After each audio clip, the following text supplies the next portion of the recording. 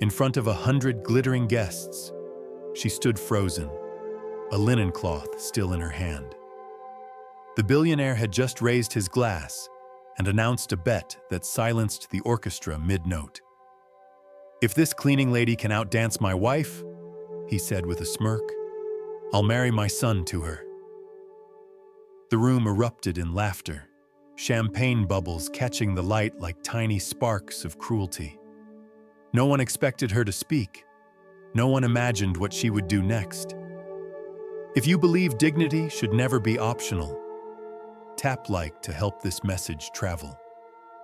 The night began like any other gala in Manhattan.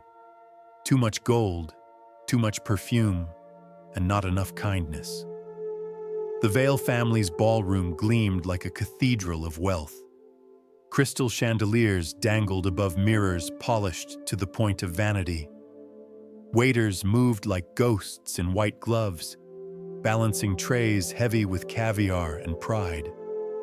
And somewhere beneath those chandeliers, Naomi Rivers wiped the marble floor for the third time, ensuring not a single reflection of dust would interrupt the illusion of perfection. She worked quietly, as she always did, the rhythm of her cloth matching the faint hum of the string quartet rehearsing upstairs. Naomi was used to moving in silence. Once, long ago, silence had followed her onto the grandest stages of the world, where audiences held their breath as she danced. But tonight, she was invisible by design. Evelyn Cross, the head of staff, passed by and lowered her voice. "Honey, don't stay in here when they start coming in," she warned. "They don't like being reminded how the sparkle happens." Naomi smiled gently. "I'll be gone before the music starts." It was easier to agree than to explain that she didn't mind staying invisible. After all, she had spent years perfecting the art of vanishing, first from newspapers, then from theater programs, and finally from herself. As the clock neared 7, the air in the ballroom shifted.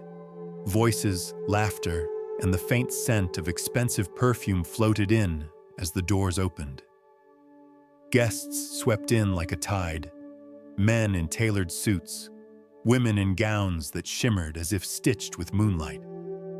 At the center of it all was Richard Vale, the kind of man whose smile could command silence or applause depending on what it cost.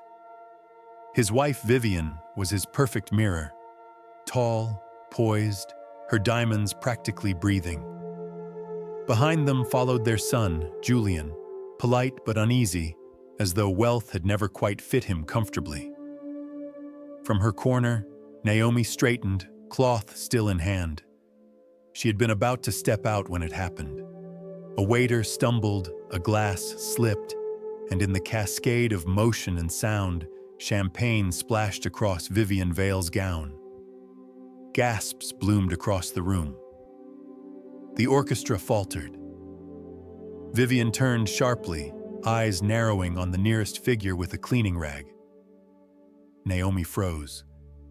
"Who let her stay in here during the reception?" Vivian demanded. Her voice carried that particular tone of authority used by people who never expect to be questioned. Evelyn tried to interject, but Richard lifted his hand. "Darling, it's fine. Accidents happen." But then his gaze lingered on Naomi with something between amusement and calculation. "Though perhaps she'd like to make it up to you somehow. What do you say, my dear? A little entertainment for our guests?"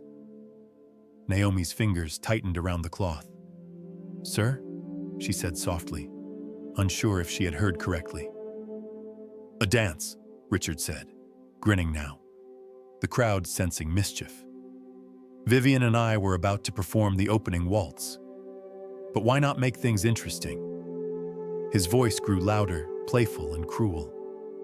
"If this lady can dance better than my wife, I'll marry my son to her." Laughter rippled through the room. Even the violinist chuckled nervously. Naomi stood still, not from fear but disbelief. How easily a man could turn humiliation into sport. Julian stepped forward, face pale. "Father, that's absurd." But Richard waved him off. "Oh, come now, it's just a joke." Vivian smiled, that brittle socialite smile that never reached the eyes. "Yes, darling, just a bit of fun." Her tone said otherwise. The crowd formed a circle as if the ballroom floor had suddenly become an arena. Naomi's pulse slowed until she could hear only the faint hum of the chandeliers above her. Evelyn whispered from behind, "You don't owe them anything. Walk away." But Naomi's gaze met Richard's, and something steadier than anger began to bloom inside her. "What do I get if I win?" she asked quietly. The laughter paused. Richard blinked, thrown off balance. "Excuse me?" She lifted her chin slightly. "If I dance better than your wife, what do I receive?" "A prize deserves terms." The room tensed. Richard, sensing an opportunity to look magnanimous, spread his arms. "Name it then." Naomi looked straight at him. "A public apology for the way you treat people you think no one sees." The silence that followed was deep enough to hear the champagne fizz in nearby glasses. Then, as if the moment were too heavy to bear, Richard laughed again. "You've got spirit, I'll give you that." He gestured to the orchestra. "Very well, let's make this a night to remember." At the edge of the room, Malcolm Reed, the head of security, frowned. Something about Naomi's posture struck him. Her stillness, the way her hands rested near her heart, as if cradling invisible rhythm. It tugged at a memory. The angle of her shoulders, the calm precision in her stance. He had seen it before, years ago, from the audience of a theater in another life, the American National Ballet. A name surfaced like a note rising through water: Naomi Rivers. He remembered her final performance, the one critics called a miracle before the silence swallowed her career whole. His chest tightened. What was she doing here, mopping floors under crystal chandeliers? The orchestra prepared for the opening waltz. Vivian extended her gloved hand toward Richard, a smile etched in diamond-edged pride. Naomi stood motionless, surrounded by guests who whispered bets under their breath. The music began, soft at first, a cascade of violins and cellos filling the air like silk. In that hush between the first note and the first step, Naomi whispered to herself, "Let it be graceful." She wasn't praying for victory. She was praying for control, the kind that turns humiliation into art. Her eyes caught Malcolm's across the room, and he nodded once, as if to say, "I remember who you are." The lights dimmed slightly, the room holding its breath. Somewhere in the laughter, the judgment, and the clinking of glasses, a quiet truth waited to be revealed. What began as mockery was about to become a memory none of them would ever forget. She took one slow breath and stepped toward the center of the floor, into the glow of the chandeliers that had never once reflected her name. And in that small, still moment, before the music swelled, the woman they called a maid began to remember what it felt like to be seen. The air inside the ballroom felt heavier than marble. For a moment, no one seemed to breathe. Then, as though cued by invisible hands, polite laughter fluttered again, brittle and rehearsed. Guests adjusted their ties, sipped their champagne, and whispered about how charming the billionaire's sense of humor was. This was the strange theater of power, cruelty wrapped in etiquette, humiliation performed as entertainment. And in the center of it all stood Naomi Rivers, her fingers still trembling around the edge of a cleaning rag. Julian Vale, the son who had inherited his father's height, but not his arrogance, stood near the staircase. His voice broke the false laughter. "Father, this isn't appropriate." His tone was calm, but the words fell like stones into a glass lake. A few guests exchanged uncomfortable glances. Richard Vale gave him a look of casual warning. "Relax, Julian. It's just a friendly wager. Let the lady have her moment." The crowd chuckled obediently, no one daring to side with decency when money was watching. Naomi said nothing. Her silence was her shield, but it was also her weapon. She could feel every eye crawling over her, the polished stares of people who had never been told no, who didn't know that pride could live even in the quietest souls. She took a breath, the kind dancers take before music begins, the kind that steadies the body for balance. Her eyes met Richard's. "If I win," she said softly, "you'll give me the apology I asked for." Richard's eyebrows rose, amused that a maid would dare negotiate. "And if you lose?" She let her answer come slowly, her voice calm. "Then I'll go back to my work, same as always." He smirked, waving his hand in the air like signing a meaningless contract. "Deal. Someone play the music." The orchestra hesitated. Even the conductor looked uncertain. Vivian Vale stepped forward, the picture of social perfection. Her gown glimmered like liquid silver, her posture flawless, the smile practiced for photographs. "I do hope you're not expecting me to dance in the same circle as this," she murmured to her husband, but loud enough for everyone to hear. Richard's laugh cut through the discomfort. "Of course not, darling. You'll lead. She'll follow." From the side of the room, Evelyn Cross gripped the hem of her apron, shaking her head in disbelief. She wanted to pull Naomi out of there, to stop the madness before it grew teeth. "Naomi?" she whispered under her breath. "No good ever comes from entertaining rich folks' jokes." But Naomi's gaze had already shifted inward. Somewhere behind her stillness, something fierce was waking. Not rage, but memory. The musicians began to play, slowly at first, as if afraid to disturb the tension. Vivian lifted her chin, and Richard led her toward the center. They moved elegantly, with polished precision, the way two people dance when they want to be admired, not connected. Their steps were rehearsed, predictable, framed for cameras and applause. Around them, guests clapped politely, already bored.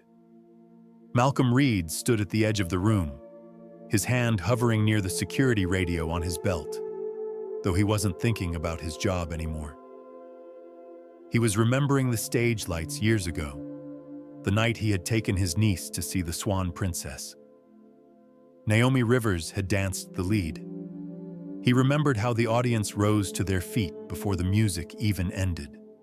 And now here she was, surrounded by glitter and mockery, being treated like she was disposable. His jaw tightened. He reached for his phone and pressed record, almost without thinking. "If she's about to remind them who she is," he muttered quietly, "someone should remember the truth." Vivian and Richard's performance ended to polite applause. It was elegant but lifeless, the kind of beauty that leaves no trace. Naomi stepped forward. For a second, no one realized she intended to take the stage. Then the crowd noticed the cleaning rag still clutched in her hand, and someone laughed nervously. The sound rippled through the guests like wind over glass. "Shall we?" she asked, looking toward the conductor. Her voice was even, her eyes calm. Richard chuckled, bowing dramatically. "By all means, show us your talents." He didn't see Julian's face, the quiet fury in his son's expression, as he muttered, "You'll regret this." Naomi moved to the center. She bent down, placed the rag on the floor, and straightened slowly. The light from the chandelier fell across her skin, turning the simple lines of her uniform into something almost regal. When she raised her arms, the entire room instinctively fell silent. The orchestra waited for her cue. She closed her eyes, then spoke softly. "A little slower, please." The conductor nodded, uncertain why he obeyed. The violins began again, this time in a lower key, the rhythm slower, more fluid. Naomi took one step forward. Her foot glided across the polished marble like a brushstroke on water. Then another step, then a turn. Smooth, controlled, deliberate. Each movement carried a quiet command. "See me, even if you don't want to." The laughter that had filled the room moments ago began to fade. The human mind knows instinctively when it is witnessing something true, something crafted from grace and pain. Her motions had no glitter, no jewels, only the perfection of balance. She twirled once, a pirouette so precise it made the chandelier seem to spin with her. When she leapt, the crowd gasped softly, because she did not leap like a maid imitating dancers. She soared like a woman who had known the stage and left a piece of her soul there. Malcolm caught it all on his camera. Julian stood still, his hand over his mouth, realizing that his father's cruelty had opened a door none of them were ready for. Richard tried to laugh again, but the sound died in his throat. Vivian's practiced smile began to tremble. The music carried her, rising and falling like breath. Every gesture told a story of losing everything, of refusing to break, of finding beauty in small humiliations and turning them into art. When the final note arrived, she did not bow. She simply stood there, her breathing calm, her eyes steady. The silence that followed felt endless. Then someone clapped. It was Evelyn from the back, tears streaking her cheeks. The sound of her palms echoed softly, then multiplied. A few guests joined, uncertain at first, then louder, until the applause filled the room like a tide coming home. Naomi did not smile. She only lowered her head slightly, as if acknowledging not their approval, but her own return. In the corner, Richard Vale forced a thin smile, clapping mechanically, the sound sharp and hollow. "Well," he said, his voice rough, "that was unexpected." The crowd laughed, trying to recover its composure, but the laughter no longer had the same power. Something invisible had shifted. Naomi turned, lifting her rag from the floor. "You still owe me an apology," she said quietly. No one moved. Only the chandelier swayed slightly above, reflecting her calm face in every crystal fragment, multiplying her dignity until even the richest guests felt smaller than they were a moment ago. Outside, the city lights of Manhattan shimmered against the tall windows. Inside, the silence was finally honest. The applause faded slowly, like rain easing on glass. For a long breath, the ballroom stood caught between disbelief and admiration. Guests exchanged uneasy glances, unsure whether to cheer for what they had just witnessed or to pretend it had never happened. Richard Vale's smirk had vanished, leaving only the awkward stiffness of a man suddenly aware that he had underestimated something he couldn't control. Vivian still clutched her husband's arm, her smile brittle, her pride cracking beneath the weight of silence. Naomi Rivers stood in the center of the marble floor, calm but trembling inside. It wasn't fear now, it was the aftershock of remembering what it felt like to move without permission. She lowered her arms slowly, as though ending a sacred ritual. Then, before anyone could speak, Malcolm Reed stepped forward from the crowd. The phone in his hand was still recording, the red light blinking like a small pulse. "I know that name," he said quietly, more to himself than to the crowd, but the stillness of the room made every word sound louder than intended. "Rivers? Naomi Rivers?" He blinked, eyes narrowing as recognition settled in. "You danced for the American National Ballet, didn't you?" A ripple of surprise swept through the guests. Heads turned. Someone near the back whispered, "Wait, was she really?" Another voice replied, "I remember that name. She disappeared after the accident." Naomi froze for a heartbeat, caught between past and present. She had spent years burying that part of her life, sweeping it away along with the dust of other people's footsteps. And yet, here it was, uncovered under the brightest lights. She met Malcolm's eyes across the room, steady, kind, but piercing. There was no mockery there, only recognition. Julian Vale stepped closer, curiosity softening his features. "Is that true?" he asked gently. Naomi hesitated, then nodded once. It was a long time ago. The orchestra conductor, who had been standing frozen by his stand, suddenly brightened. "I knew it," he exclaimed. "I saw her dance Giselle in Chicago. My wife cried through the whole performance." Whispers filled the air again, but this time they sounded different. No longer derisive, but awed.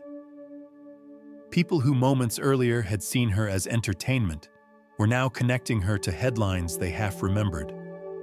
Reviews they had read years ago about a rising star who vanished too soon.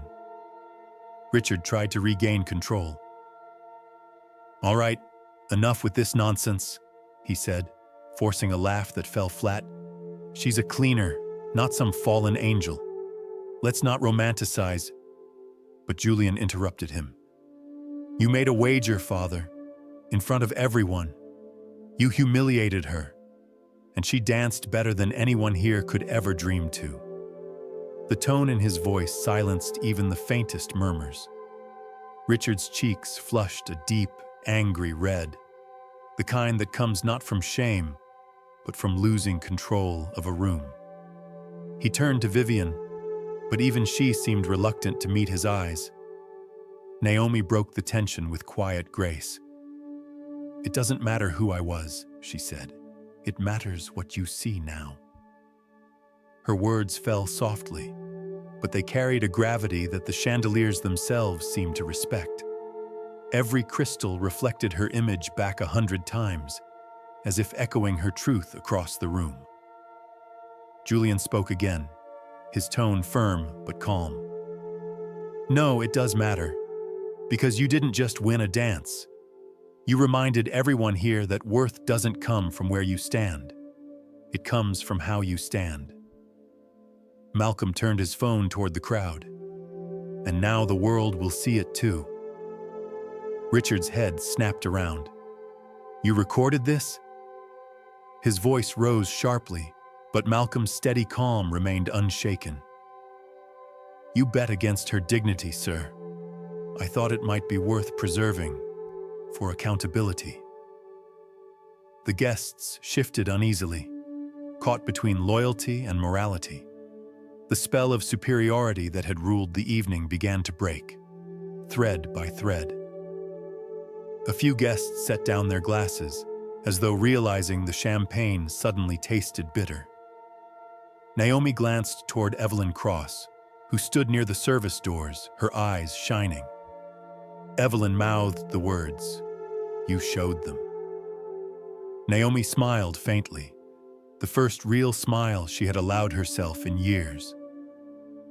Julian approached her slowly, extending a hand. "Miss Rivers," he said, his voice softer now. "I can't apologize for my parents, but I can say this. You don't deserve to be spoken to that way. Not by anyone." Naomi looked at his hand, but didn't take it. "You don't have to apologize for your bloodline," she said gently. "Only for your silence, but I think you just did." The simplicity of her response disarmed him. Julian lowered his hand respectfully. "Then maybe I can start making things right." Behind them, the murmurs were growing again, not with mockery, but with a kind of nervous admiration. People began pulling out their phones, some pretending to check messages, but clearly recording or snapping photos. In the age of endless news feeds, dignity itself had become a spectacle. Richard noticed and tried once more to command attention. "All right, that's quite enough," he barked. "Everyone, enjoy your evening. The little performance is over." But the crowd didn't disperse as he expected. Instead, someone from the orchestra began to play again, softly, a slow reprise of the same waltz Naomi had danced to. It wasn't planned. It was reverence, a quiet thank you from artist to artist. The guests didn't know whether to applaud or to listen, so they did both, awkwardly at first, then with sincerity. Naomi stood still, listening to the melody she had just turned into her story. Her eyes glistened, but she held herself steady. "You said it was a night to remember," she said to Richard, her tone calm, almost kind.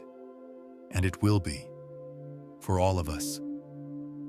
She turned toward the exit, her movements slow and graceful, as though still in rhythm with the music. As she passed Evelyn, their hands brushed briefly, one carrying a rag, the other a clipboard, but both trembling with the quiet electricity of triumph. Malcolm followed her at a distance, keeping the phone pressed to his side. The red light still blinked. He knew what the recording meant. It wasn't revenge. It was truth, captured in real time, unfiltered by the noise of privilege. Outside, the night air of Manhattan met her with a cool, forgiving touch. The city hummed in the distance, indifferent and alive. Naomi looked up at the skyline.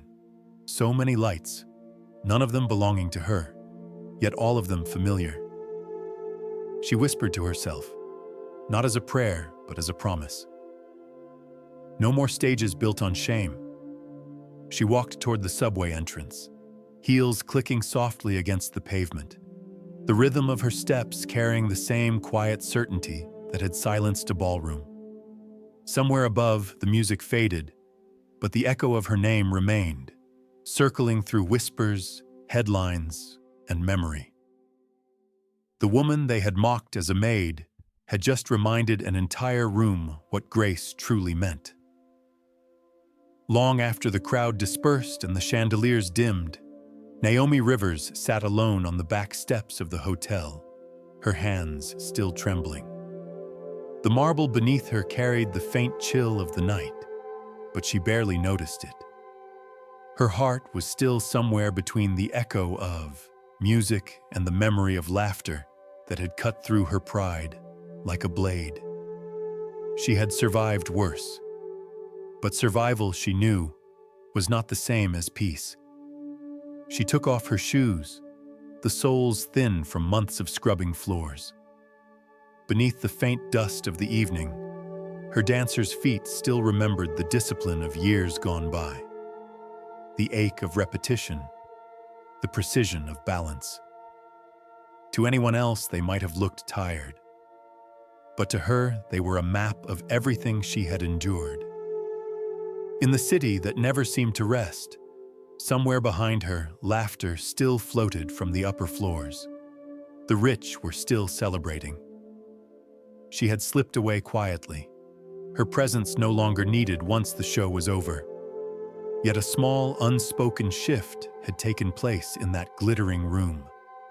For the first time in years, she had not been invisible. As she sat in the soft hum of the city's pulse, her mind drifted back to the night that ended her life on stage. It had been raining that evening too. Not this soft drizzle, but heavy, relentless rain that blurred headlights into ribbons of light. She had been 28, rehearsing for a new production at the American National Ballet, her dream finally within reach. Her director had said that her performance would redefine the season. And then, in a moment shorter than a single note, it was gone. The car crash was brutal but silent in her memory. Not for the impact, but for the stillness that followed. When she opened her eyes in the hospital, the world had changed shape. Her hip was shattered. Doctors spoke softly about months of recovery, but she could hear the hesitation beneath their words. One of them, trying to sound kind, had said, "You'll walk again, Miss Rivers, but dancing at your level, that may not be possible." She remembered the white ceiling lights flickering above her bed, the smell of antiseptic and wilted flowers from well-meaning colleagues who visited only once. And she remembered pretending to sleep when they left, because pity had a sound, and she could not bear to hear it. Rehabilitation became her new choreography. Step by painful step, she relearned what it meant to move. But every motion carried an echo of what she had lost. The body heals. The dream doesn't always. When her doctor told her she would never regain full extension, that the grand leaps she was known for would remain a memory, she had smiled and thanked him, even as something inside her went completely quiet. Months turned to years.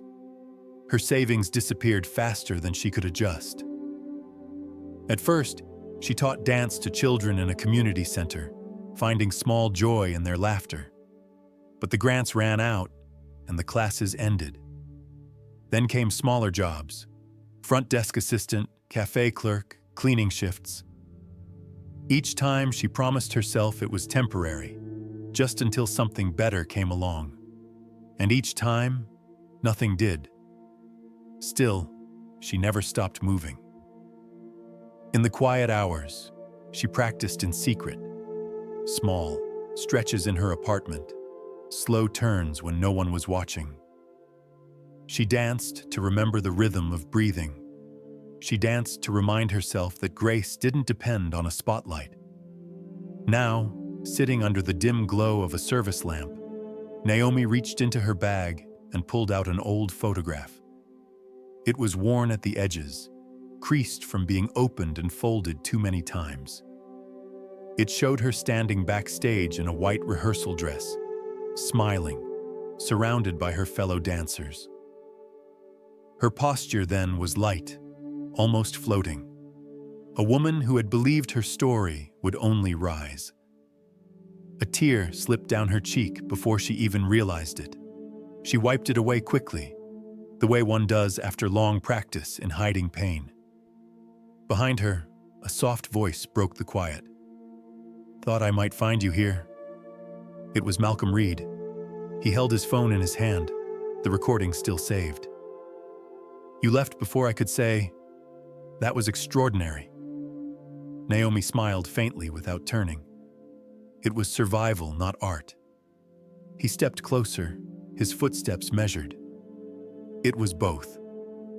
He hesitated, choosing his words carefully.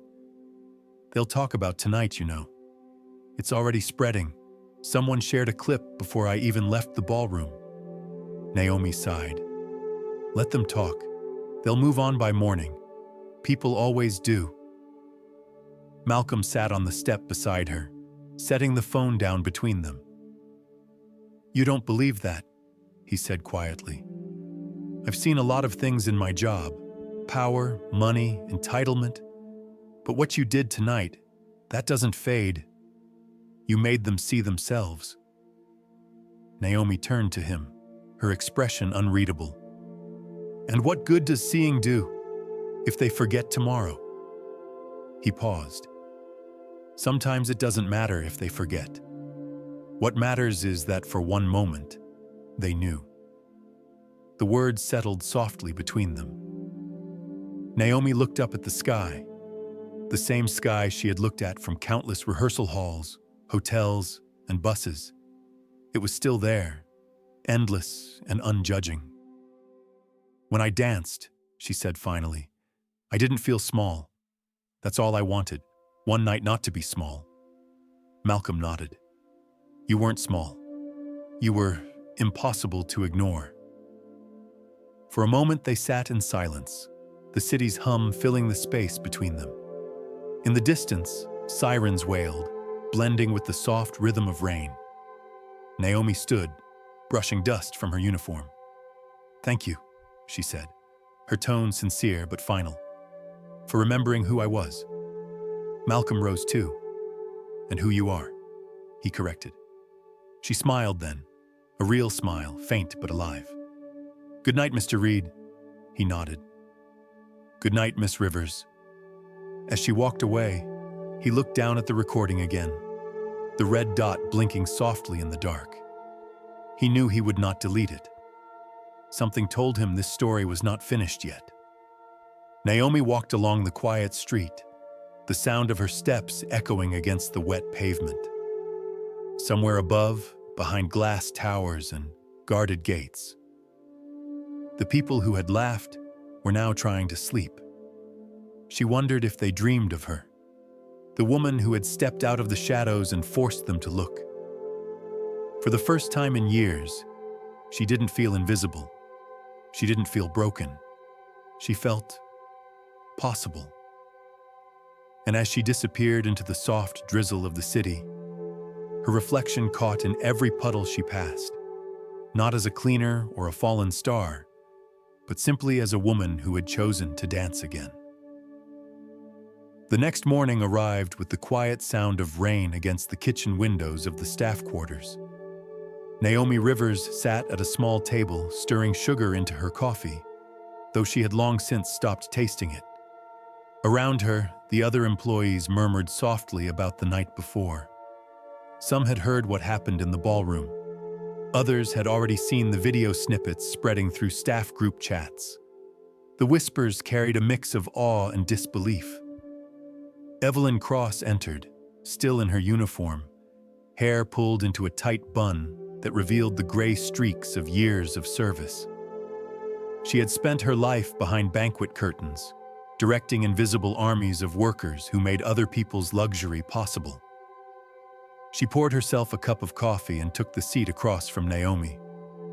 "You all right, baby?" she asked quietly. Naomi nodded. "I'm fine." "That kind of fine," Evelyn said, watching her closely, "usually means you're not fine at all." Naomi looked down at her hands. The skin was dry, the knuckles slightly swollen from years of cleaning chemicals. It was just a moment. "It's over now." Evelyn shook her head. "That wasn't just a moment, sweetheart. I've seen plenty of people humiliated by rich fools, but I've never seen anyone take that kind of hit and turn it into music." She leaned closer. "You didn't just stand up for yourself. You stood up for all of us." Naomi smiled faintly. "You make it sound bigger than it was." "Maybe it is bigger," Evelyn said. "Maybe it's something they won't forget this time." But Naomi wasn't sure. People like the Vales could afford to forget. The workers who scrubbed their floors could not. The day stretched on quietly. By noon, she was back in her uniform, pushing the cart of cleaning supplies down the same corridors she had walked the night before. The ballroom was empty now, stripped of its flowers and finery. Sunlight poured in through tall windows, revealing footprints in the marble and faint traces of glitter clinging to the floor. The laughter that had once filled this room had vanished like smoke. All that remained was the echo of music that still lived inside her. She bent down, began polishing the floor again, and let her mind drift. She thought of the people like her, those who served unseen. The cooks who stood for 12 hours under heat lamps, the janitors who worked while others slept, the housekeepers whose hands bore stories no one asked to hear. They were the city's silent rhythm, the hum beneath the glamour. The door creaked open behind her. Julian Vale's voice came softly. "You're here early." Naomi didn't turn. "It's where I belong." He stepped closer, his shoes quiet on the marble. "Last night proved otherwise." She kept polishing. "Last night proved nothing. It was one dance." Julian hesitated. "It was more than that. You changed the way people looked at you, at us." Naomi straightened, meeting his gaze. "Then let's hope they learn to look beyond the chandeliers." Julian looked away, his voice low. My father's not an easy man. He'll try to make this disappear. I expected nothing less, Naomi said. But people saw, and people talk. He nodded slowly. That's what he's afraid of. For a long moment they stood in the echoing hall, two very different worlds meeting on the same polished floor. Julian finally said, I wanted to thank you for what you said and for how you carried yourself. Naomi gave a small smile. You don't need to thank me. Just don't forget what you saw. He nodded again, almost like a vow. I won't. Then he turned and left, his footsteps fading into the quiet. When she was alone again, Naomi felt a strange mix of exhaustion and calm. She walked toward the tall windows overlooking the city. The glass reflected her image, uniform, gloves, hair pinned back. Yet behind her eyes was something the reflection couldn't hide. The quiet, patient dignity of a woman who had faced the storm and refused to break. The day passed uneventfully, but in the background, something had begun to stir. By afternoon, the staff phones buzzed with notifications. A local reporter had posted the full clip online, Malcolm's video, showing everything from Richard Vale's smirk to Naomi's final bow. Within hours, comments flooded in. At first, people questioned its authenticity. Was this real? Who was she? Then the truth emerged. Naomi Rivers, former ballet soloist, thought lost to injury, now working as a cleaner. The story ignited across platforms. Headlines used words like humiliation turned to grace and the dance that silenced the rich. Evelyn found Naomi in the break room and handed her a phone. You need to see this, she said. The video had already reached thousands of views. Under it, one comment stood out. I saw her dance years ago. She's even more powerful now. Naomi stared at the screen, her heart tightening. I didn't want this, she murmured. Evelyn touched her arm gently. Sometimes the things we don't want are the ones the world needs most. As evening approached, Naomi walked home through the drizzle, the city pulsing with its usual energy. Streetlights shimmered in puddles, reflecting countless faces of people heading somewhere, dreaming of something. On a corner near her apartment, she passed a young boy spinning in circles to music from a phone speaker, his laughter carrying into the night. For a brief second, she stopped and watched. He moved without rhythm or polish, but his joy was pure, unfiltered. She smiled. Keep dancing, little one, she whispered. When she reached her small apartment, she turned on the kettle, then opened the window. The air smelled of rain and taxis. She thought about the ballroom again. The crystal, the applause, the look in Julian's eyes. But what lingered most was the moment just before she began to dance. That breath of stillness when the world didn't know what she was capable of. That, she realized, was the truest kind of freedom. She sipped her tea slowly, letting the warmth settle her nerves. Tomorrow would bring questions, attention, perhaps trouble.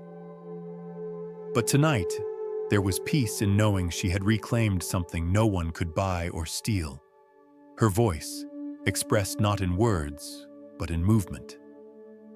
And as the city outside her window pulsed with distant life, Naomi whispered a line she had once heard from an old ballet instructor, a lesson that had carried her through both triumph and loss. Grace, he had said, isn't what you show when everyone's watching. It's how you move when no one cares to see. She smiled at the memory, the words fitting perfectly into the rhythm of her life once more. In that small apartment, lit by a single lamp, Naomi Rivers felt her soul stretch quietly, the same way it used to when she danced under the grand lights. And though the world had only just started to see her again, she had already found herself. The circle opened for her like a reluctant curtain. Velvet gowns drew back a step, polished shoes shifted, and the room formed a shining ring of judgment around the marble. Vivian Vale stood at one edge of it, jewels glistening like frost. She dipped in a small mock bow and let the corner of her mouth turn upward. "Don't slip, dear." The words were meant to cut without leaving a mark. Naomi Rivers met them with a steady nod. "I won't." She wasn't trying to be brave. She was stating a fact the way a dancer names a step before taking it. Charles Langford, the MC with a velvet voice, cleared his throat and lifted the room with practiced warmth. "A playful wager, ladies and gentlemen. A friendly demonstration of grace." The orchestra responded with a soft rustle of strings, as if testing the air for temperature. Laughter rose again, polite, too bright, the kind that tries to force beauty to wear a mask. Naomi positioned herself near the center, not at the exact dead middle where spotlights usually live, but a breath off, where the floor feels truer underfoot. Vivian took Richard's arm and stepped forward first, the opening act in a theater that believed it had already decided the ending. Their waltz was picture perfect. They traveled the floor with well-placed pivots and a smile calibrated for photographers. When Vivian extended her leg, the silk of her gown sighed. When Richard turned her, the chandeliers applauded in tiny fragments of light. Guests tapped their glasses to the rhythm, pleased to recognize the pattern, relieved by the safety of familiarity. The couple finished to a neat ripple of claps. Elegant, correct, forgettable. Naomi inhaled. She could feel the room measuring her. The plain uniform, the work-worn hands, the absence of diamonds. Instead of shrinking, she let the breath widen her ribs the way teachers had taught her long ago, when breath was the secret scaffold behind every controlled line. She lifted her chin. "May I choose the tempo?" The conductor looked to Richard. Richard, feeling generous with the confidence of a man who thinks he cannot lose, waved a languid hand. "If it helps." The first note arrived like a drop of warm honey. The violins hummed just slower than a ballroom would prefer, and a low cello threaded underneath, untying the evening from its practiced pace. Naomi's right foot slid forward. She felt the marble receive her, cool and sure. In her mind, the crates of crystal, the stacked chairs, the scent of polish all fell away. She was no longer in a room that laughed. She was in the echo of an old rehearsal hall where scuffed wood and long mirrors had taught her that the body remembers even when the world forgets. She began with the simplest truth. A clean step, a turn, another step, a turn. The circle around her leaned in. The music widened. She let one arm lift along the curve of the phrase and folded the other toward her heart, a soft conversation of limbs. When she pivoted, the hem of her uniform drew a small circle of air around her calves. When she rose onto the ball of her foot, the transition was so quiet, it felt like the floor held its breath. The first pirouette arrived almost before the audience knew to expect it. She didn't fling it to impress. She let it bloom, controlled and centered, as though the marble itself had become a compass, and she was the needle settling exactly north. The hush that followed wasn't shock. It was recognition. She let the waltz hold her in 3 gentle counts. One for what had been, one for what had been taken, one for what remained. Then she crossed that invisible bridge between forms and allowed ballet to step through. A carriage of the arms, long and speaking. A line that lengthened her frame until the uniform looked like a deliberate costume, plain as resolve. When the music asked for a turn, she answered with 2, then 3, threading them on a single breath and landing as lightly as a thought. Somewhere to her left, glass chimed against glass and then went still. Julian Vale stood near a column, his gaze fixed not on her face but on her balance.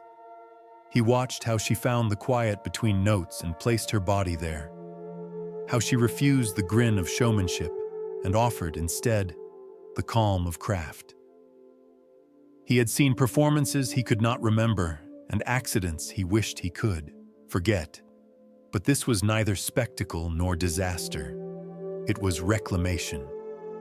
Naomi passed through the center of the floor and let a small leap unfurl, a modest arc that did not challenge her mended hip, a promise kept to a body that had already paid too much.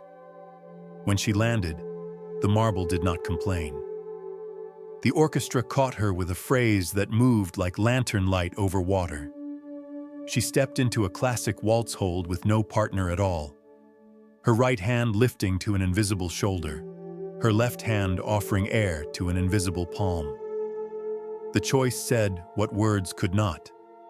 Dignity does not require permission, and belonging is not granted by invitation cards. The room softened around the edges. People who had been standing on the side of money found themselves drifting toward the side of wonder, not by decision, but by gravity. Vivian's smile thinned. Richard's jaw tightened, a small muscle jumping like a trapped moth. Evelyn Cross, near the back, folded her hands close to her chest and blinked hard, as if any sudden movement might break the spell. Naomi felt heat rise at the base of her neck, not from panic, not from strain, but from effort laid cleanly down. The kind that says, I can do exactly this, no more, no less, and it is enough. She allowed one more turn to spool out from her core, the kind that shows the axis rather than the speed. For a heartbeat, she was a figure in glass, reflected 100 times by the chandelier, a constellation built of small, precise stars. Then the phrase ended, and she lowered her arms, palms open to the floor, to the room, to herself. Silence met her like snowfall, light at first, and then everywhere.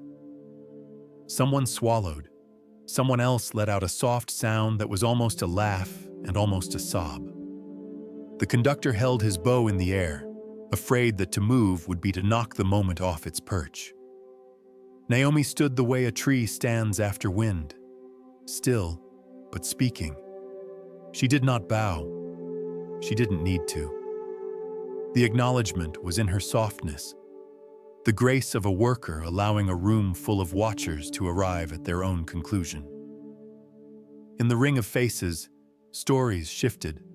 Polite amusement drained away. Something weightier, better, took its place. The applause began at the edges, shy and careful, then gathered itself and pushed forward. Hands found rhythm. Murmurs rose into voices, voices into cheers. Evelyn clapped with her eyes closed. Julian didn't clap at first. He pressed a hand against his sternum, steadying whatever had moved there. Richard Vale brought his palms together because the room demanded it, not because his heart did. He smiled with his teeth, the expression of a man congratulating a storm for not breaking his windows. Vivian, who had sometimes mistaken elegance for goodness, struggled to understand the difference now that it stood in front of her, wearing no jewels at all. Naomi let the noise wash over her without taking it personally. Applause is weather. Welcome when it comes, beyond one's. Control when it goes. What mattered was a simpler arithmetic spoken in the body. She had been asked to perform for her dignity. She had performed from it instead. She stepped back, reclaiming the small distance between herself and the center of the world. The conductor lowered his arm. The last vibration of the strings faded, and in the pocket of quiet that followed, Naomi found her breath again.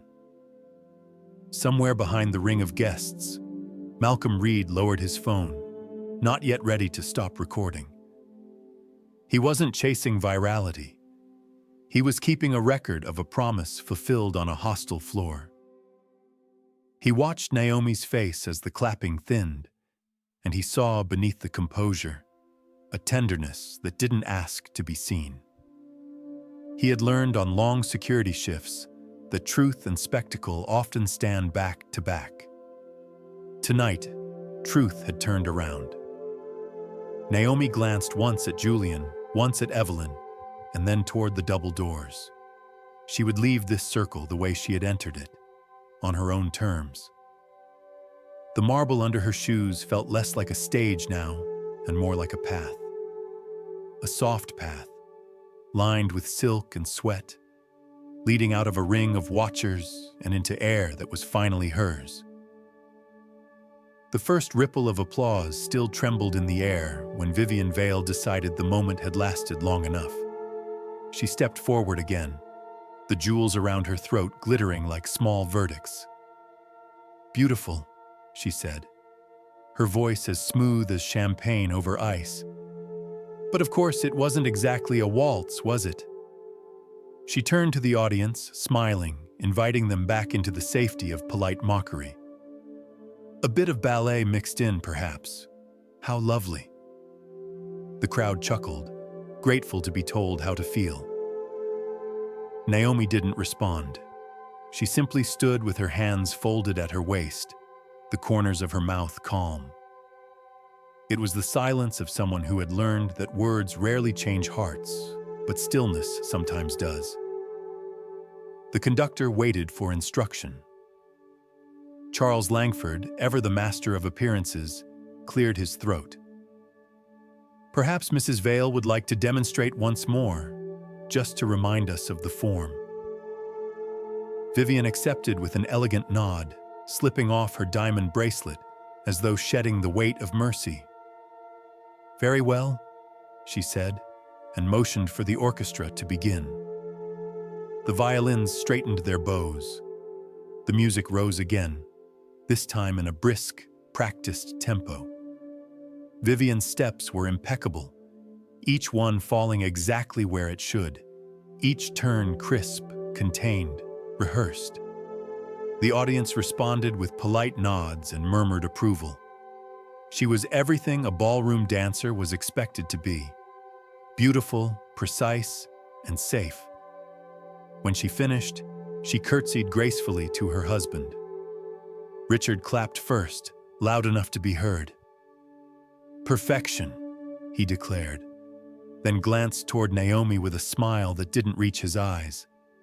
And now, our guest performer once more, perhaps to remind us of something less structured. Naomi walked toward the center again. She could feel the weight of their expectation, like humidity in the air. Everyone was waiting for her to falter, to prove that the earlier magic had been luck, a trick of emotion. She smoothed the hem of her uniform, not to hide nerves but to steady herself. The marble was cool beneath her feet, grounding. The conductor looked at her questioningly. "Same tempo?" he asked. She shook her head gently. "May I choose again?" Richard chuckled. "If it helps," he said, the words dripping with condescension. Naomi smiled faintly. "It will."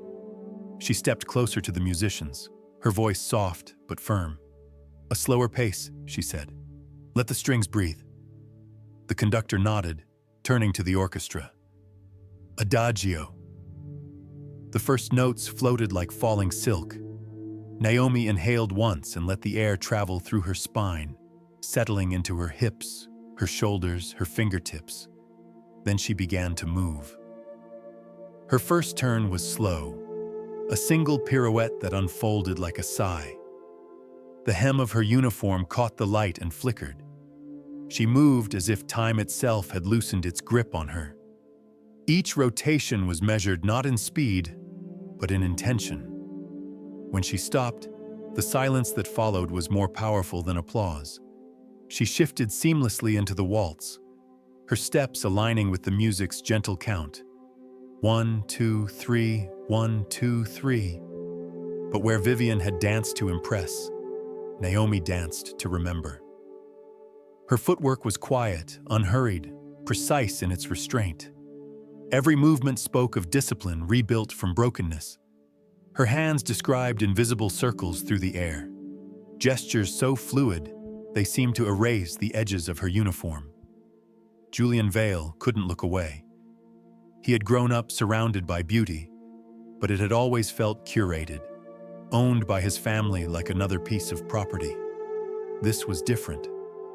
Naomi's beauty was alive, moving with purpose, untamed by expectation. He saw the faint scar that ran along her right hip, visible only when the light caught it just right. It was not a flaw. It was history made visible. He realized that every motion she made was an answer to pain, each step a refusal to be erased. The guests leaned forward, drawn despite themselves. Some whispered, "She was a professional, wasn't she?" Others hushed them, afraid to break the spell. Even Vivian, who had begun the dance in confidence, now stood still, her hands clasped tightly in front of her. She could not find her smile. Naomi's dance grew deeper, more inward. The music slowed further, following her breath. She began to weave small elements of ballet into the rhythm of the waltz, a lifted arm that curved through space like a wing, a subtle plie that grounded her before another turn. The fusion was seamless, a conversation between two worlds, one born of grace, the other of endurance. For those who watched closely, there was a moment where her shadow stretched across the marble, and for an instant, it looked like a younger version of herself was dancing beside her. It was as though the Naomi who had once lived on stage had returned for a final bow. Her eyes stayed open but distant, reflecting something no one else could see. She wasn't performing for them anymore. She was performing for the girl who had lain in a hospital bed, told that her body would never again carry her dreams. She was performing for the cleaners who hid in corridors during galas, for the women who swallowed insults with forced smiles, for every invisible person who had forgotten that beauty could belong to them too. The orchestra swelled, filling the ballroom with a sound that felt like forgiveness. Naomi lifted onto her toes and turned again, slower now, as if to savor each second of balance. The audience didn't breathe. Even the chandeliers seemed to pause their glitter. When the final note approached, she brought her hands together near her heart and bowed her head, not in submission, but in gratitude. The music stopped. For one fragile moment, no one moved. Then a murmur spread through the room. Someone clapped once, uncertainly, another followed. And then the applause grew, layer by layer, until the walls trembled with it. Julian was the only one who didn't clap.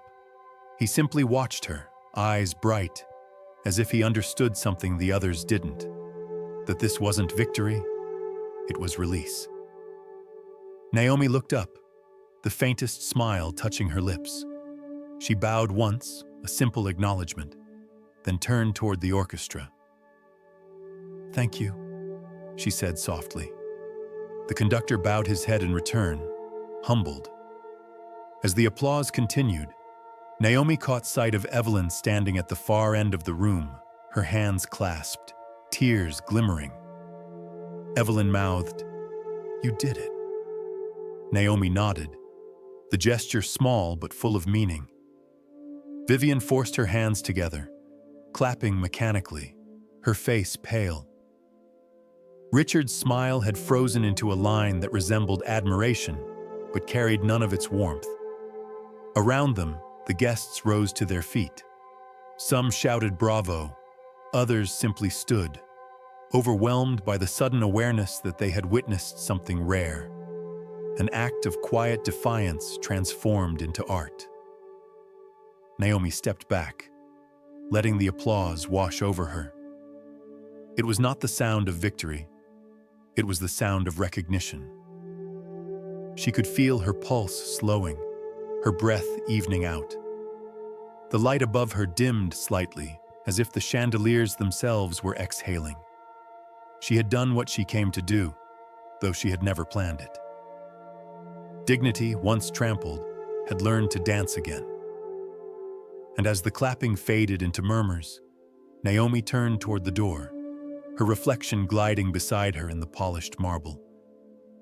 It was steady, graceful, and entirely her own. For a moment, the applause sounded like a heartbeat echoing through crystal. It filled the grand ballroom and spilled into the corridors, rising and falling like the tide. But inside Naomi Rivers, there was only stillness. The stillness that comes when something long broken finally finds its balance again. She stood with her eyes lowered, her breath even, her pulse calm. What had begun as humiliation had turned, almost imperceptibly, into grace.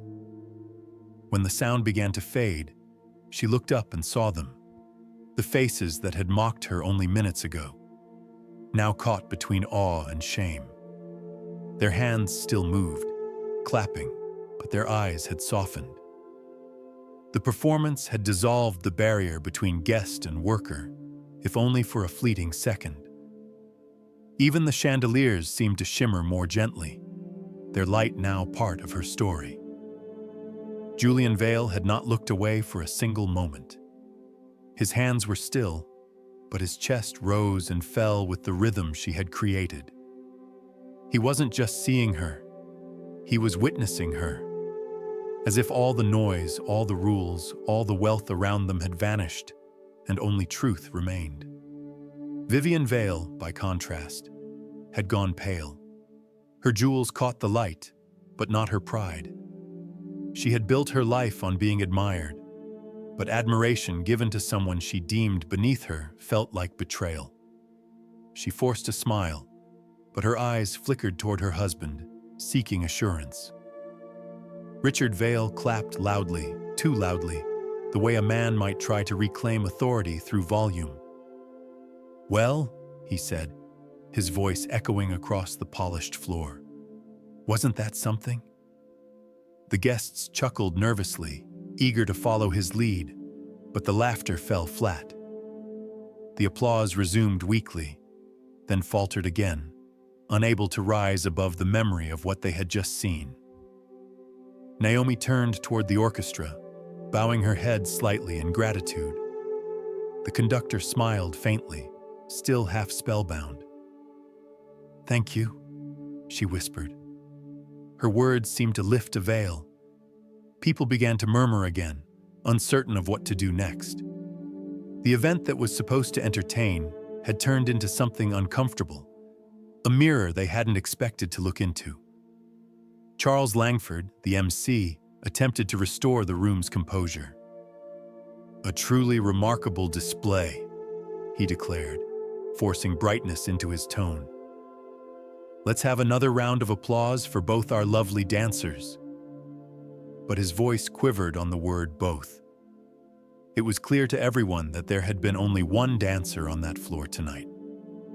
Naomi gave a polite nod and turned to leave, her shoes whispering against the marble. But Richard wasn't finished. "Leaving already?" he called, his tone still playful, but the edge in it sharper now.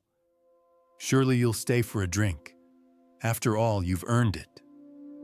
Naomi stopped. The guests froze again, caught between curiosity and discomfort. Slowly, she turned to face him. "I don't drink, Mr. Vale," she said softly. "But thank you."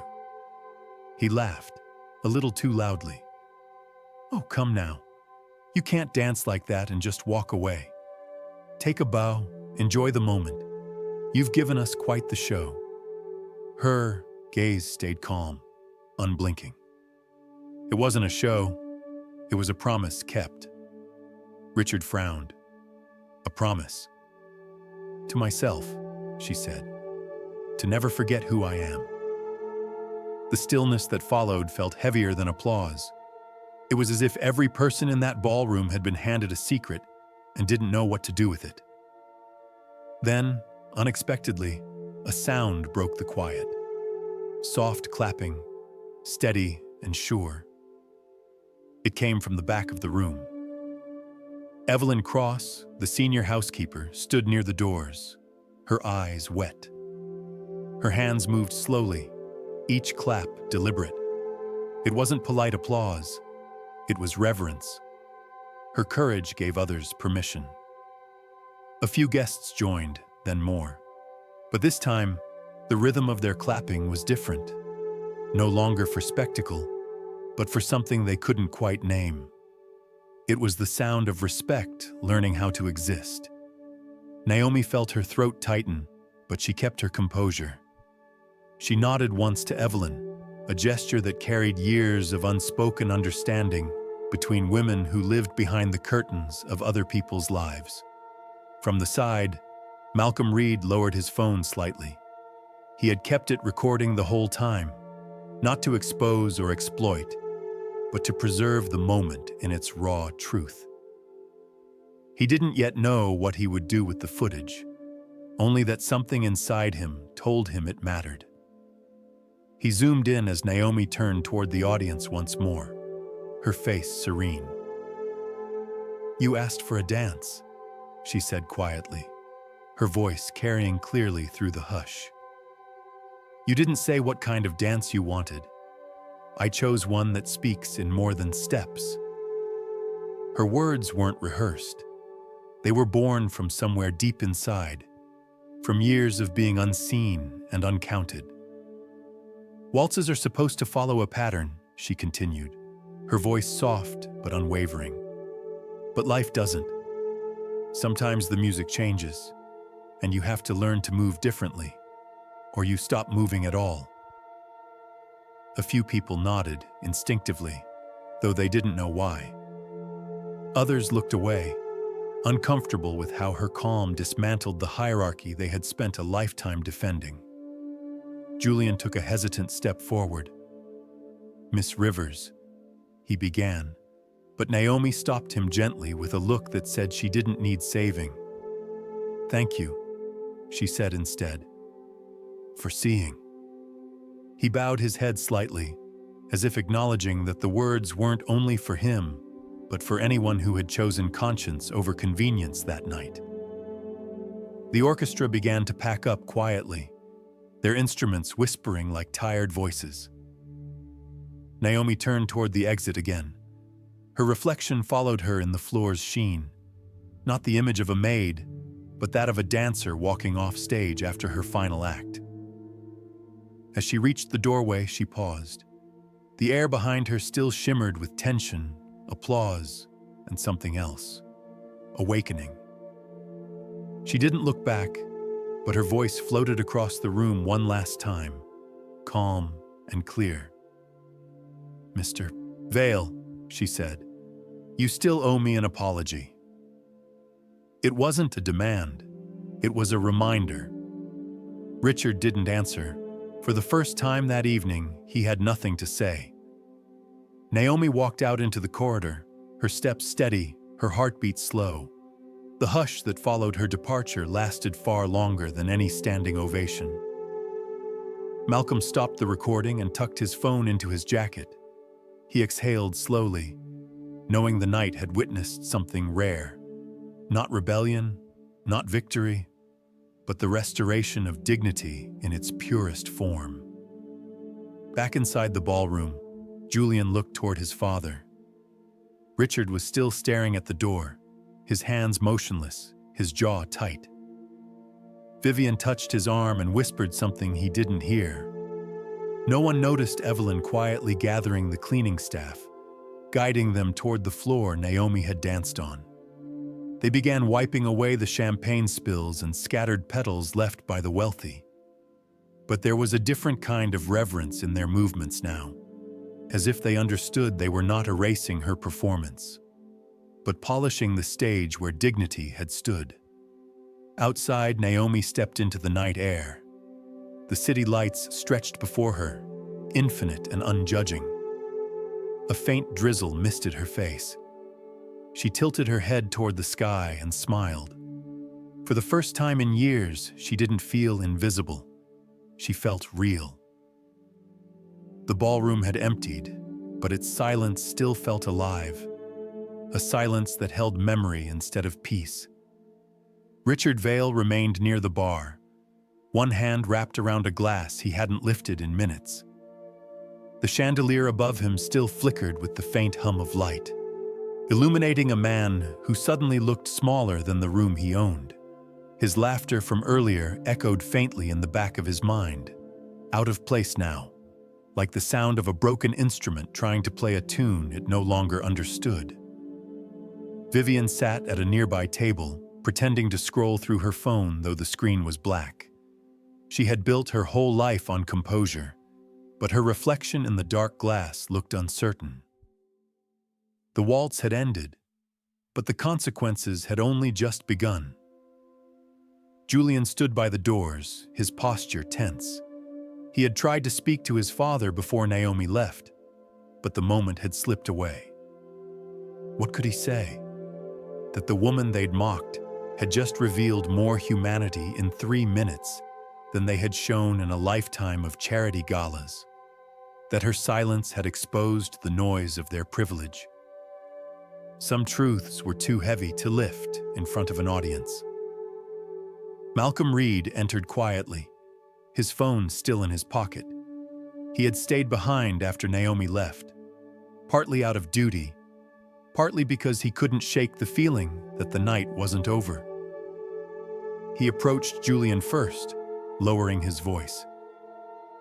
"I thought it best to show you this," he said.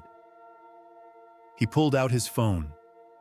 The recording paused on the moment Richard made his cruel announcement. Julian's jaw tightened. "You recorded everything?" Malcolm nodded. "From start to finish. The wager, the dance, her leaving." Julian hesitated, then exhaled. "Keep it safe." But Malcolm's gaze moved past him to Richard. "I think it's time he heard himself." Richard turned, catching the tail end of their exchange. "Heard myself do what?" Malcolm didn't answer. He pressed play.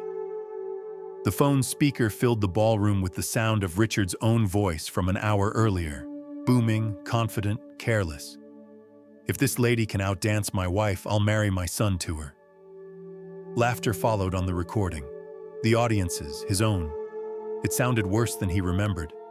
Too sharp, too cruel. Vivian flinched. "Turn it off," she whispered, but Malcolm didn't. The clip continued, capturing Naomi's calm voice. "If I win, you'll give me an apology." Then the music began, the same waltz that had turned the night on its head.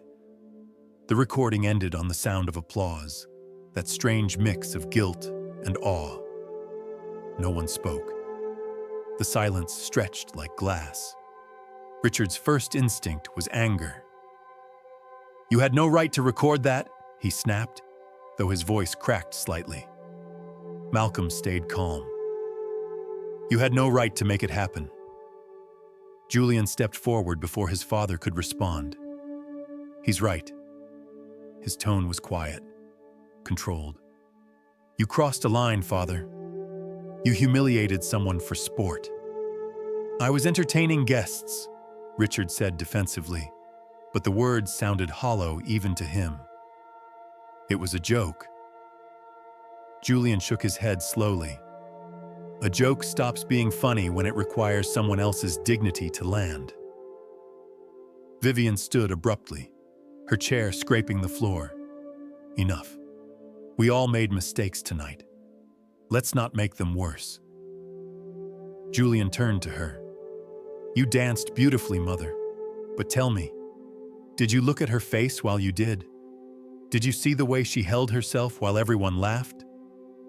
Because I did, and I can't stop seeing it." Vivian's lips parted, but no answer came. Malcolm broke the silence. "This video will get out eventually. It already has pieces online. People will know what happened.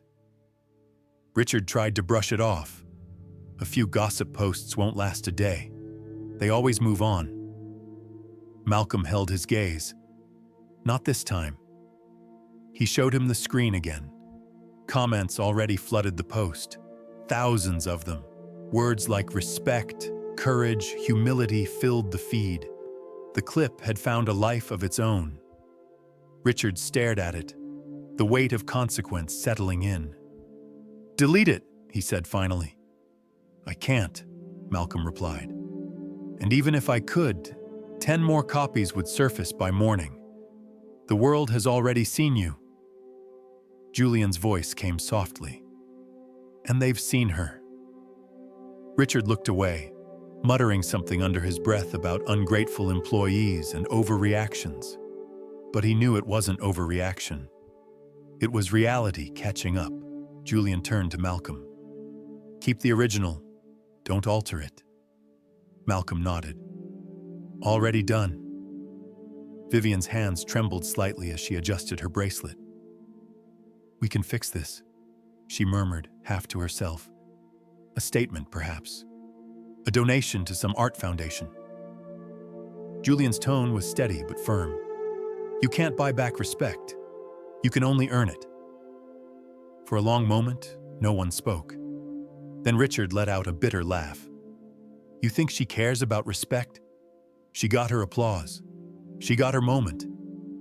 Julian's reply came like a quiet verdict. She didn't ask for applause. She asked for an apology. That sentence hung in the air like a truth no one could outrun. Richard sank into a chair, staring at the glass still in his hand. "You think I'm just going to grovel in public?" he muttered. Julian looked at him steadily. "I think you're going to have to decide what kind of man you want to be after this." Vivian turned toward the windows, watching the city lights blur through glass. "Maybe she gave us a chance," she said softly, "to be better than we were." Her husband didn't answer. He couldn't. Across the room, Malcolm tucked the phone back into his pocket. The video, the proof, the truth, it was out of their control now. But in that moment, control seemed the smallest thing in the world. Outside, rain began to fall again, tapping lightly against the tall windows, a sound softer than guilt and steadier than pride. It washed over the city, over the marble steps where Naomi had once stood, over the name that now filled whispers far beyond that room. Julian exhaled and turned to Malcolm. "Send me a copy," he said. "If people are going to talk about this, they should hear the whole story, not just the scandal." Malcolm nodded. "They'll hear it. All of it." Vivian gathered her things quietly, her heels clicking against the floor. Richard remained seated, staring at the spot where Naomi had danced. The echo of her footsteps still seemed to linger there, a rhythm he couldn't silence. When they finally left the ballroom, the lights dimmed automatically, triggered by absence. The last thing the sensors caught was a faint reflection in the floor, as if Naomi's movement had been written there and refused to fade. In the stillness that followed, the room seemed to breathe. The echo of a bet, cruel, careless, unforgettable, had turned into something else entirely. It had become a lesson that refused to be unheard. By morning, the video had escaped every attempt to contain it. Clipped, shared, captioned, and debated, it raced through timelines like a small fire that no one could put out. The world had watched a billionaire humiliate a cleaner, then lose the stage to her grace. The comments were merciless, but also strangely reverent. People argued about privilege and art, about the cruelty of entertainment disguised as sophistication. Some wrote essays, others wrote poems, and in every version of the story, the name that kept appearing wasn't Richard Vales. It was Naomi Rivers. Julian woke early to the sound of news anchors repeating the same words. The maid who danced the billionaire silent. He muted the television. There was no satisfaction in watching his family's empire crumble online. He only felt a quiet weight, the realization that truth, once spoken, cannot be owned or shaped.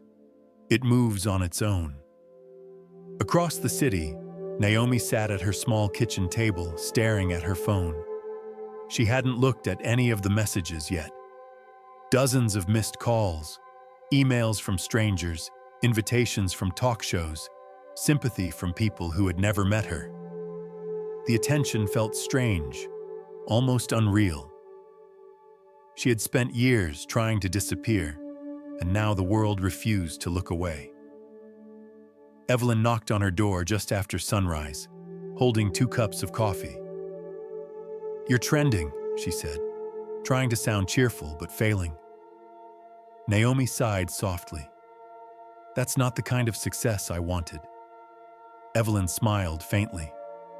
"Maybe it's not about what you want. Maybe it's about what people need to see." Naomi looked at her, uncertain. "And what do they need to see, Evelyn?" "That a person's worth isn't something money can measure," she replied. They needed reminding. "You did that." Naomi looked down at her cup, the steam rising like a fragile veil between them. "I didn't mean to start anything," Evelyn shrugged. "Truth never asks for permission." Meanwhile, the Vale mansion felt colder than ever. The staff moved quietly, their eyes down, unsure how long they'd keep their jobs. News vans had parked outside the gates. Cameras waited like vultures. Richard Vale hadn't left his study since dawn. Vivian sat in another room, scrolling endlessly through social media, the glow of the screen reflecting her guilt in shades of blue and silver. Julian knocked once on his father's office door and entered without waiting for an answer. Richard sat behind his desk, tie loosened, eyes tired. A newspaper lay open beside him, the headline printed in heavy letters, "The Dance of Dignity." "Have you come to lecture me again?" Richard asked, his voice hoarse. Julian didn't rise to the bait. "I came to talk." Richard leaned back, his tone bitter. "You're enjoying this, aren't you? Watching me fall while she gets crowned a saint." Julian shook his head. "No one's enjoying this, Father. But maybe it's time we listen." "Listen to what?" "To the woman you humiliated," Julian said. "To what she stood for. You made a bet with someone's dignity, and she won without taking anything from you, except your illusion of control." Richard scoffed. "She humiliated me in front of the entire city." Julian's voice softened. "No, you did that yourself." The words landed quietly but deeply. Richard's jaw tightened. He turned toward the window, staring at the skyline he used to call his empire. "I built this name," he muttered. "I gave people jobs. I funded charities." Julian interrupted gently. "And yet one moment of arrogance took it all apart. What does that tell you about the kind of name it was?" Richard didn't answer. He couldn't. Vivian appeared at the doorway, her expression weary. "Richard, the press is waiting for a statement. We can't keep ignoring this." He rubbed his temples. "Let the lawyers handle it." "No," Julian said quietly. "You can't lawyer your way out of this. You owe her words, not paperwork." Vivian crossed her arms. "What would you suggest, Julian? A public apology? On camera?" "Yes," he said simply. "Because that's what she asked for. Nothing more, nothing less." Vivian hesitated. "It'll destroy what's left of the company." Julian looked between them. Maybe what's left shouldn't be saved. The room fell into silence. For the first time, Richard seemed to see his son not as a child, but as the man he had failed to raise, one who understood that integrity is the only inheritance worth keeping. He leaned back in his chair, exhaustion replacing anger. "And what would you have me say?" Julian answered without hesitation. "Say you were wrong, say you're sorry, and mean it." Later that afternoon, Naomi's phone buzzed again. This time it wasn't a reporter or a stranger. It was Julian. The message was simple. "My father wants to meet. You deserve the apology in person." Naomi stared at the words for a long moment before replying. "I don't need his apology, but if he's ready to give one, I'll listen." They agreed to meet at the same ballroom the following day. Empty now, stripped of flowers and music, a hollow stage of echoes. When Naomi arrived, the staff was gone. Only the soft hum of the air conditioner remained.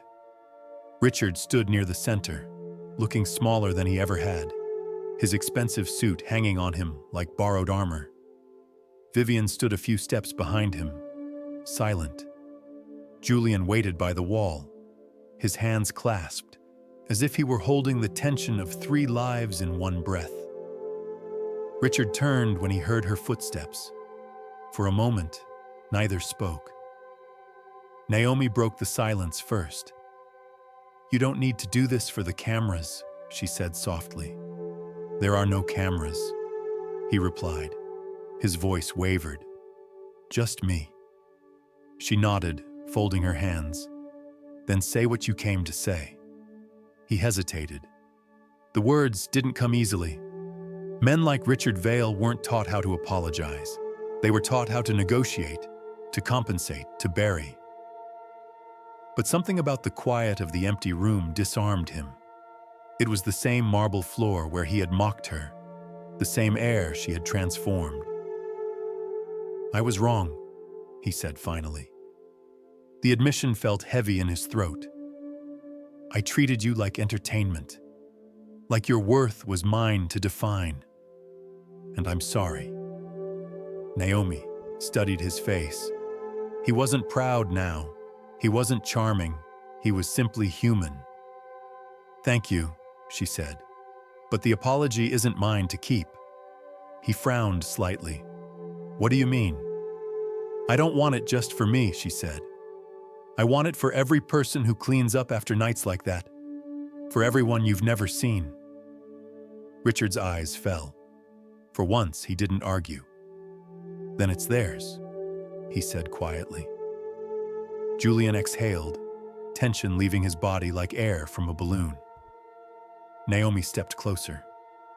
"You can still change," she said gently. "It starts with remembering who helped build the floor you stand on." She turned to leave. "Wait," Richard said. "There's one more thing." Naomi paused. He took a deep breath. "If you'll allow it, I'd like to help fund a program in your name. Something that lasts longer than this story." She considered it for a moment. "Only if it helps others, not me." He nodded. "That's the idea." She offered a faint smile. "Then we'll talk." When she walked out of the ballroom, Julian followed her to the door. "Dinner?" he asked, almost shyly. "Somewhere without chandeliers?" Naomi smiled. "That sounds peaceful." Behind them, the sound of Richard's quiet breathing filled the vast, empty hall. The echo of pride had finally begun to fade, leaving space for something softer, something almost like redemption.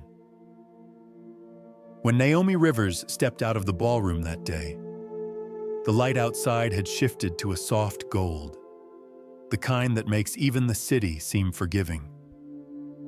The streets were busy as always, cars rushing, people talking, 1,000 small lives moving past her without knowing that the woman in the plain coat had just changed the story of an empire. But Naomi didn't feel powerful or victorious. She just felt quiet. It was the kind of quiet that follows a storm, when the world finally exhales. Julian walked beside her, hands in his pockets, saying nothing for a while. They crossed a small park where the trees swayed gently, their branches heavy with the weight of summer rain. Finally, he said, "I didn't think he'd actually do it." Naomi smiled faintly. He didn't know he could. Julian looked at her, his voice soft. "You could have humiliated him. You had every right, but you didn't." "Because humiliation isn't justice," she replied. "It's only another kind of cruelty." She paused, her steps slow and measured. "If I've learned anything, it's that dignity doesn't need revenge to prove it exists." They walked in silence for a few more minutes, until they reached the corner where their paths would part. Julian hesitated. "You'll be okay?" Naomi looked toward the skyline, where the evening light shimmered across glass towers. "I've been worse," she said with a small laugh. Then, after a moment, "I think this time, I'll be more than okay." He smiled, not out of politeness, but out of relief. "If you ever need anything, I'll call," she interrupted gently. "But you already did enough. You saw me." It was such a simple sentence, but it landed between them like a promise. Julian nodded, then turned back toward his car. Naomi watched him leave until he disappeared around the corner. For the first time in days, she felt her shoulders relax. The rain had stopped, and the streetlights flickered on, painting the pavement in shades of amber. She pulled her scarf tighter and started walking home. Every few steps, her reflection followed her in the shop windows, familiar, calm, and finally her own. When she reached her apartment building, Evelyn Cross was waiting outside with 2 takeout containers. "You look lighter," Evelyn said as she handed one over. "I am," Naomi replied.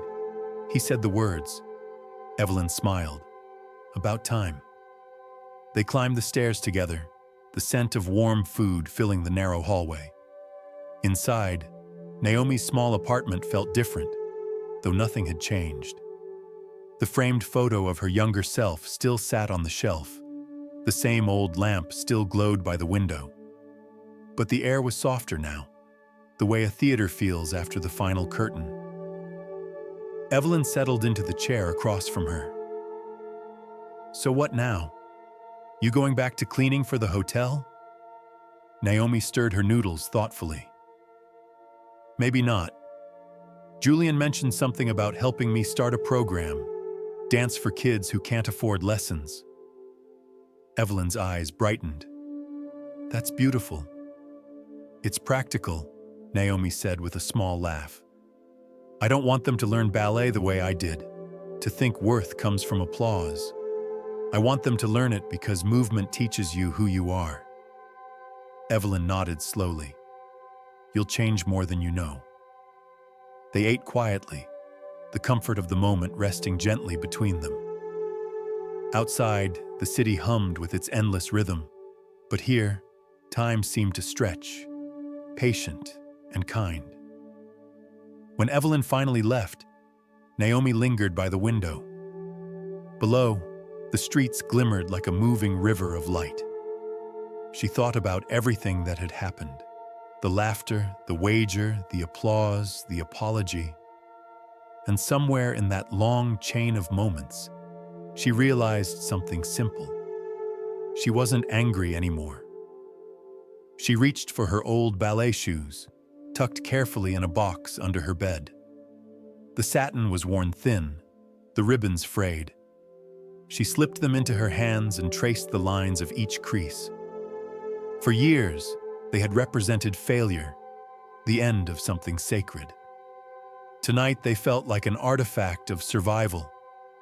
Naomi cleared a small space in the middle of her living room. The floor wasn't polished marble, just cracked wood softened by time. She placed one foot forward, then another, her body remembering before her mind did. The first turn came gently, almost shy but steady.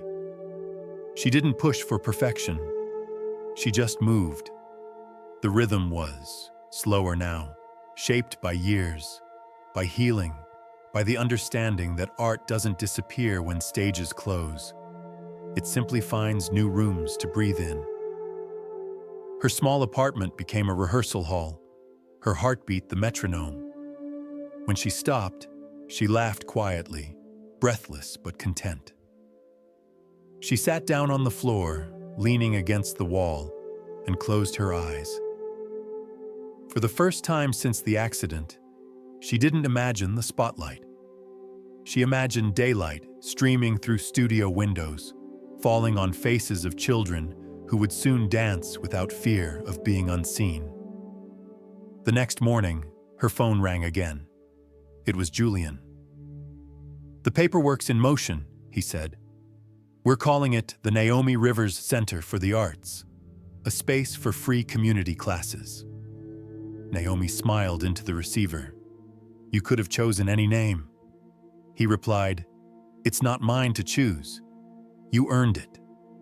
She felt a warmth rise in her chest. "Thank you," she said simply. After the call, she stood by the window again. The sky was clear, washed clean by the night's rain. Somewhere, someone was probably still sharing her video, still arguing about her story, still adding captions she'd never read. But none of that mattered anymore. The story wasn't theirs to define. She picked up her shoes again, holding them loosely, like the wings of a bird that finally remembered how to fly. "The night ends," she whispered to herself, "but the story begins again." Outside, the city stirred to life. The hum of buses, the rhythm of footsteps, the low laughter of strangers. And in that everyday music, Naomi felt something she hadn't felt in years: belonging. The next time she danced, it wouldn't be for applause or apology. It would be for the small miracle of motion itself, for the proof that even when life breaks your rhythm, you can always find another beat to follow. She smiled, stepped back into the middle of the room, and began again. Morning broke with the soft rattle of rain against windows and the glow of 1,000 screens waking up at once. Somewhere in that quiet storm of light, a video found its way into people's hands. It began in a ballroom, where chandeliers looked like upside-down gardens and laughter had edges. It captured a wager made to humiliate and a dance that refused to obey. The clip was 3 minutes and 21 seconds long, and before noon, it belonged to the world. Phones chimed in kitchens and on subway platforms. Cafes played it on low, like a new song everyone already knew. The caption changed, depending on who posted it. The cleaning lady who danced the billionaire silent. "Grace is louder than money. Watch till the last turn." But the shape of the story stayed the same. A cruel bet. A quiet woman. A dance that didn't ask for permission. People paused their errands to lean closer to small screens, and something in their faces softened at the moment the music slowed, and her first turn settled like a truth finally spoken. Naomi Rivers woke to the sound of those chimes without knowing they belonged to her. Her phone flashed messages she didn't open, old colleagues she hadn't heard from in years, unknown numbers with kind words, offers dressed as opportunities. She set the phone face down on the table and wrapped her hands around a mug. The steam rose like a gentle curtain. She wasn't scared, exactly. She was careful. Evelyn Cross arrived with 2 paper cups and the same look she used on spilled champagne and broken glass. Calm, capable, ready to clean up whatever needed grace. "People are talking," she said softly. Naomi nodded, as if talk were weather. "Let them. It will pass." Evelyn shook her head.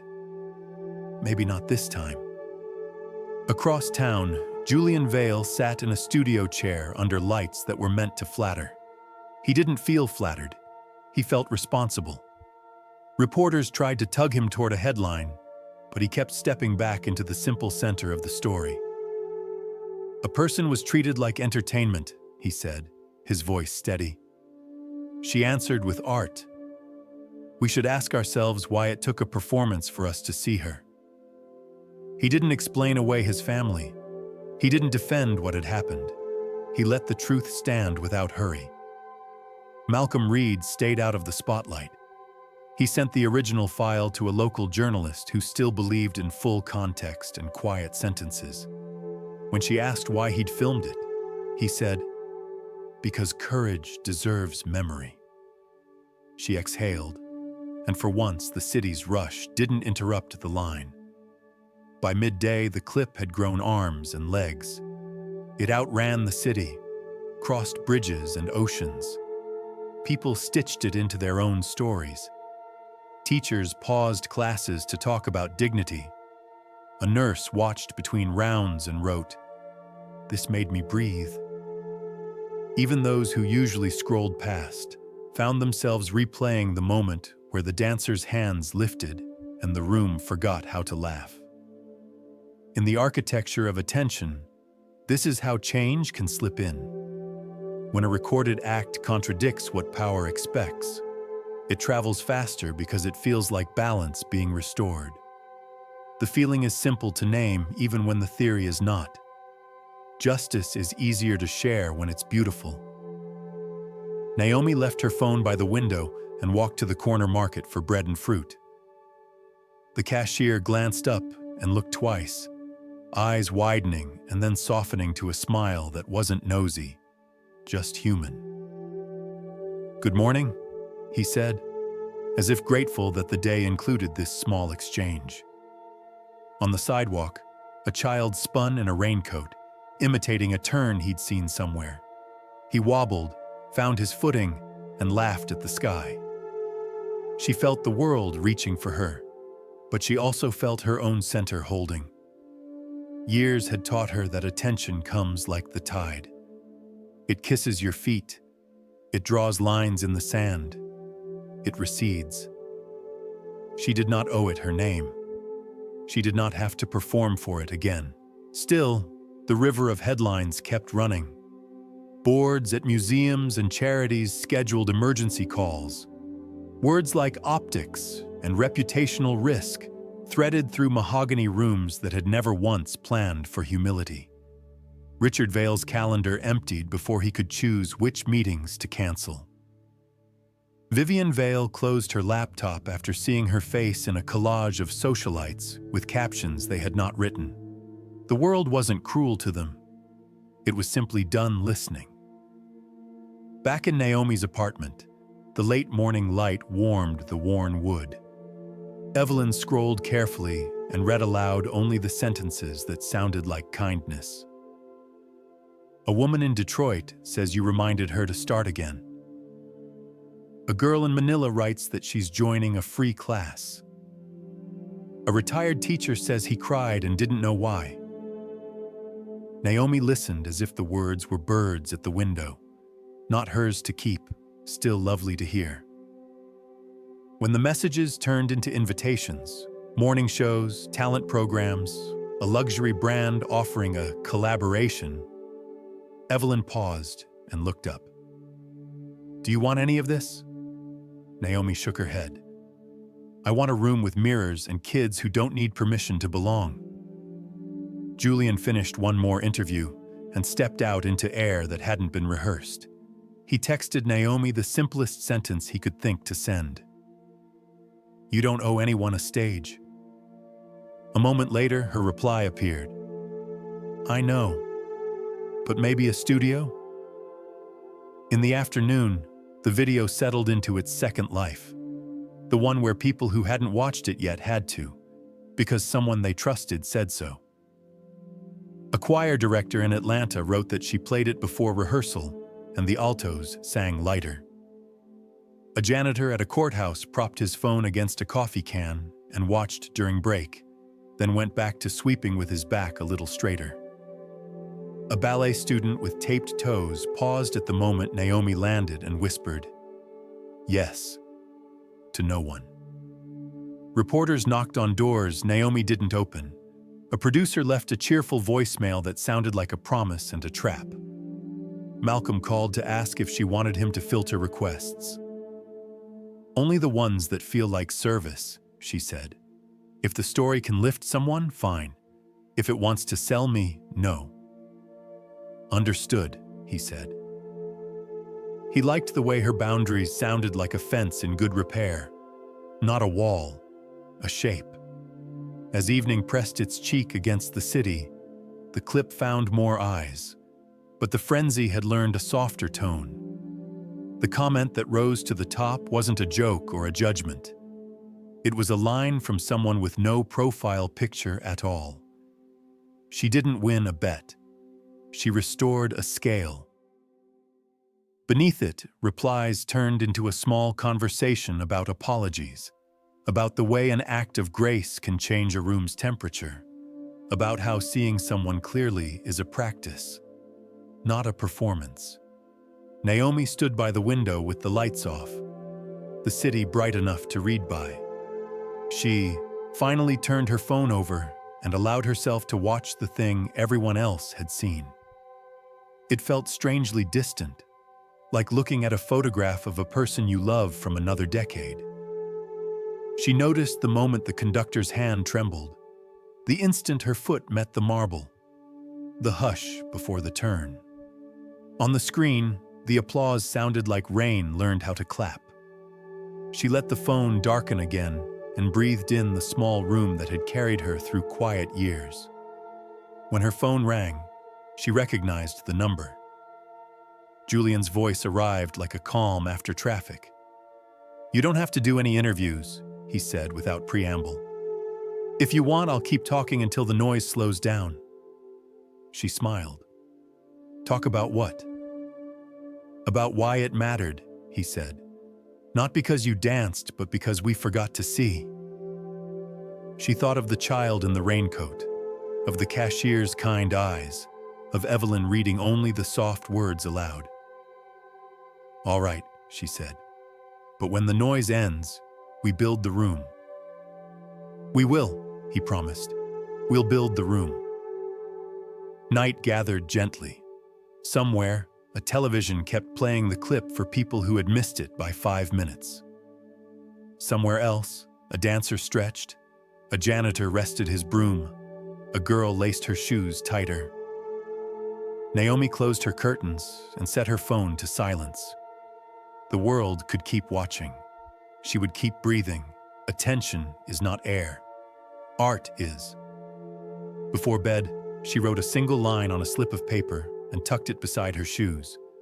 Move from truth, not from noise. Then she turned out the light and let the city hum carry her towards sleep, steady as a metronome, kind as a lullaby.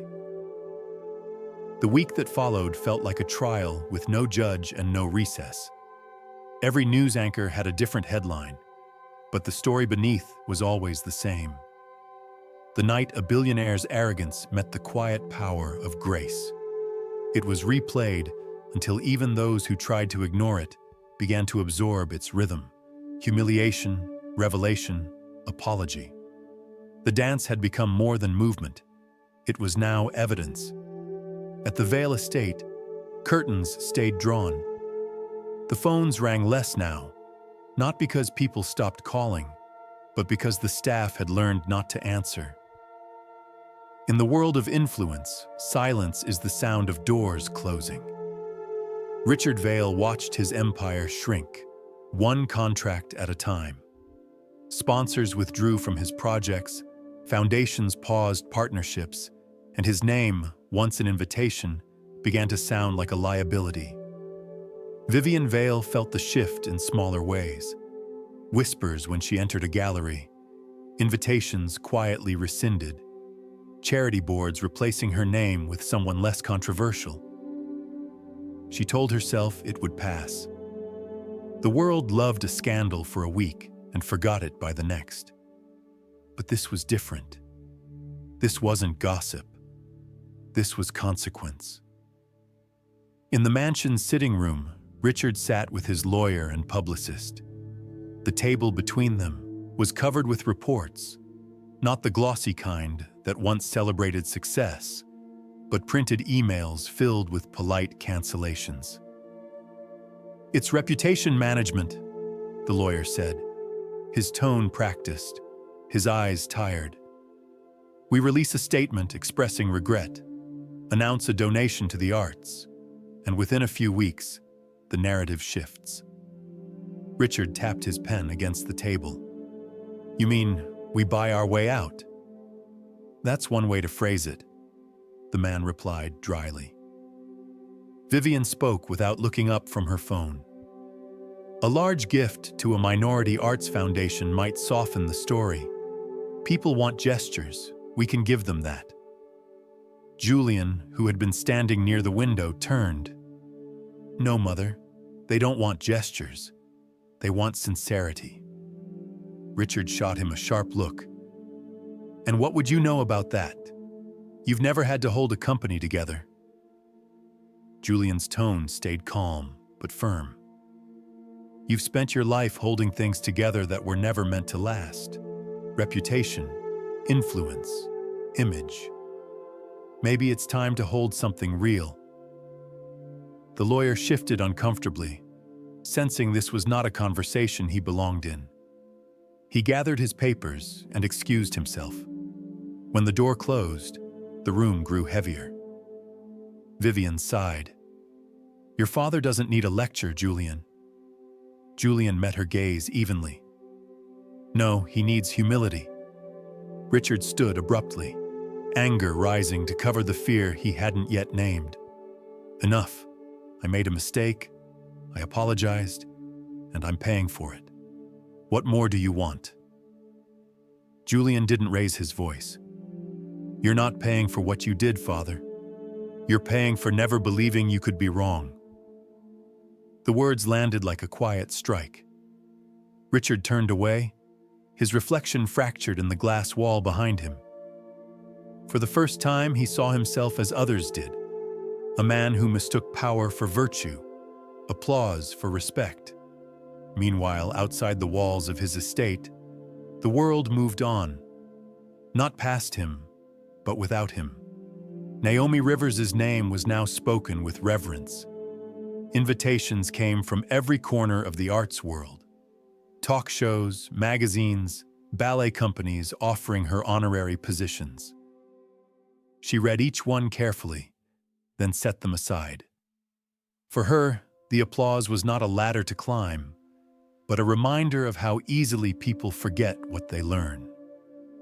One letter came from an old friend at the American National Ballet, an offer to return as a guest choreographer.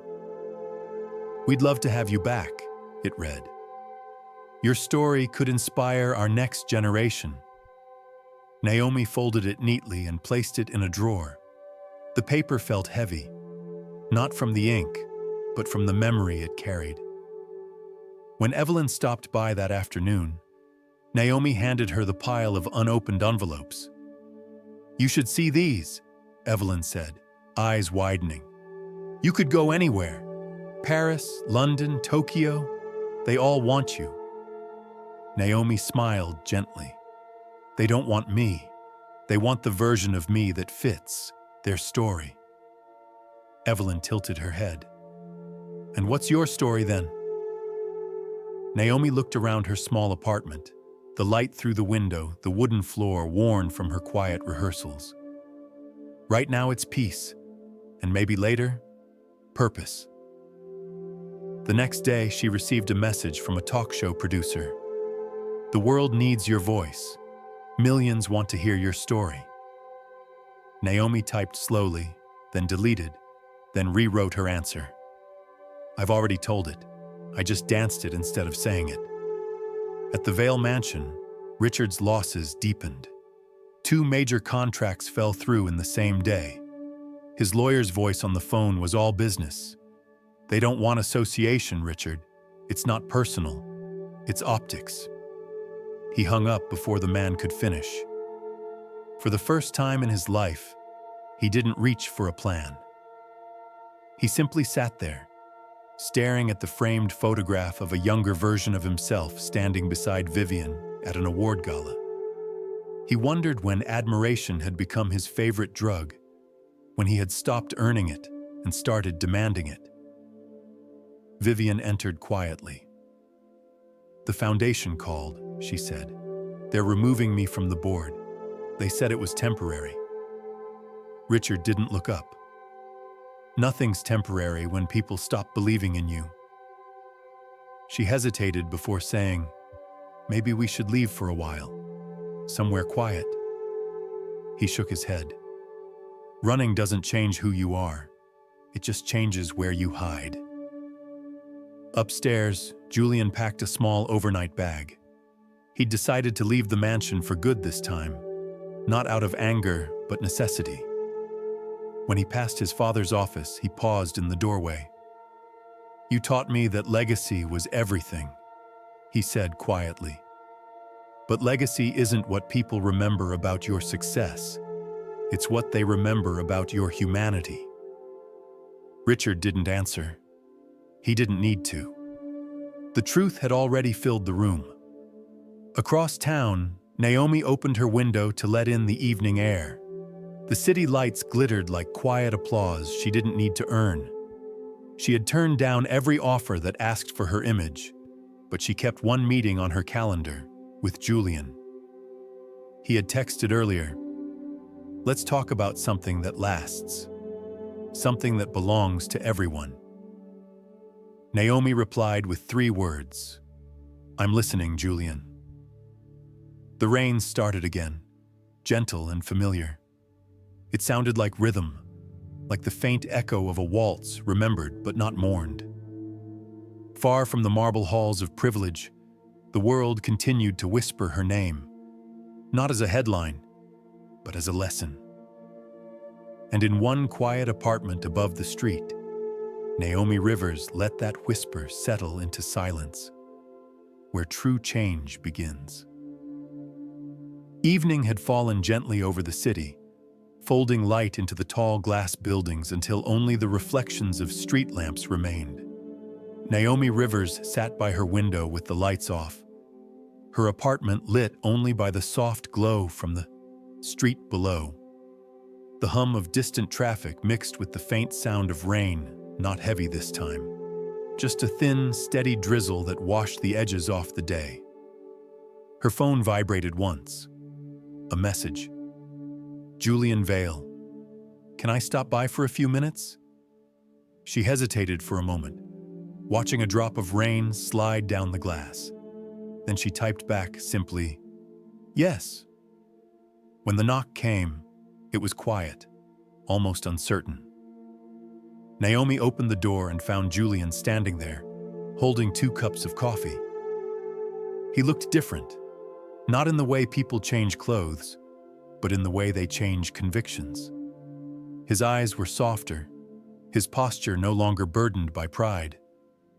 "I didn't know how you take it," he said, lifting the cup slightly. "Black," she replied, "same as before." He smiled faintly. "You remember?" They sat across from each other at the small kitchen table.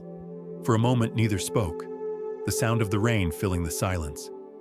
Then Julian said, "It feels strange seeing you here. You look calm." Naomi stirred her coffee without looking up. Peaceful might be a better word. Calm can still hide chaos. He nodded slowly, understanding.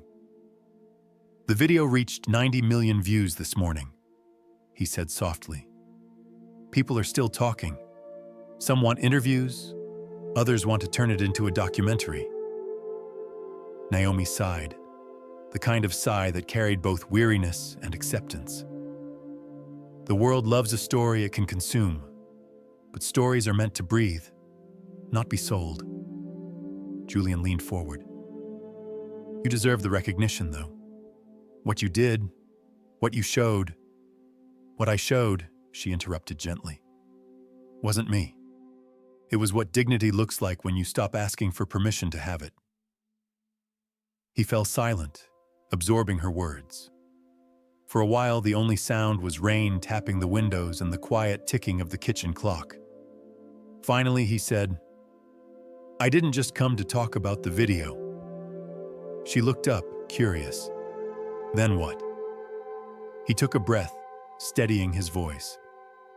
"I came to ask if you'd help me build something real. Something that lasts longer than a headline." Naomi frowned slightly, unsure what he meant. "I've been thinking," Julian continued, "about all those kids who'll watch your dance someday and think it's just luck or talent. But it wasn't luck.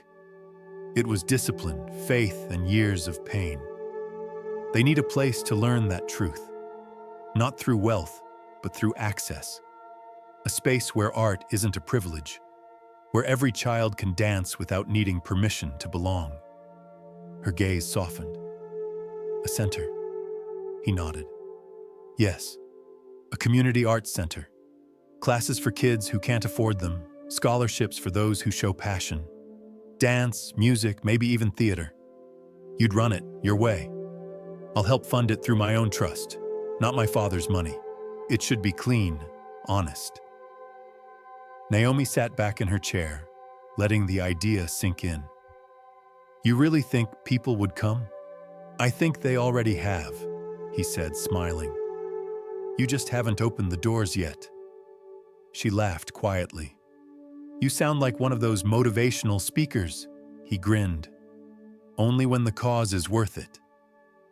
For the first time in weeks, Naomi allowed herself to imagine something beyond survival.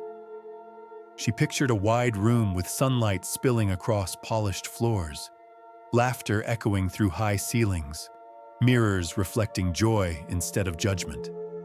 A place not built to impress, but to invite. "I'd want it to be open to everyone," she said softly. "No auditions, no applications that ask for proof of worth. Just a space where art belongs to whoever needs it." "Then that's what it will be," Julian said. They sat quietly again, letting the vision take form in the air between them. It wasn't grand or cinematic, just honest. Two people from two worlds that should never have crossed, now planning something that might bridge others. Naomi took a sip of her coffee and said, almost to herself, "When I was little, my mother used to say the world doesn't need more applause. It needs more rooms where people can breathe." Julian smiled. "Then maybe we'll build a room like that." Naomi looked out the window again. The rain had slowed to a fine mist. The city lights blurred softly, as though the whole world had exhaled. "What would we call it?" she asked. He shrugged. "It should have your name. You're the reason it exists." She shook her head. "Names fade. Let it be called something that reminds people why it matters." Julian thought for a moment. Then maybe the Center for Grace. Naomi smiled, the name fitting like a gentle rhythm. "Grace," she repeated quietly, testing the word on her tongue. "It's what saved me, and what they tried to take." "Yes, that feels right." Julian reached into his pocket and slid a small folder across the table. "I've already started the paperwork," he said, almost shyly. "The lease, the nonprofit registration.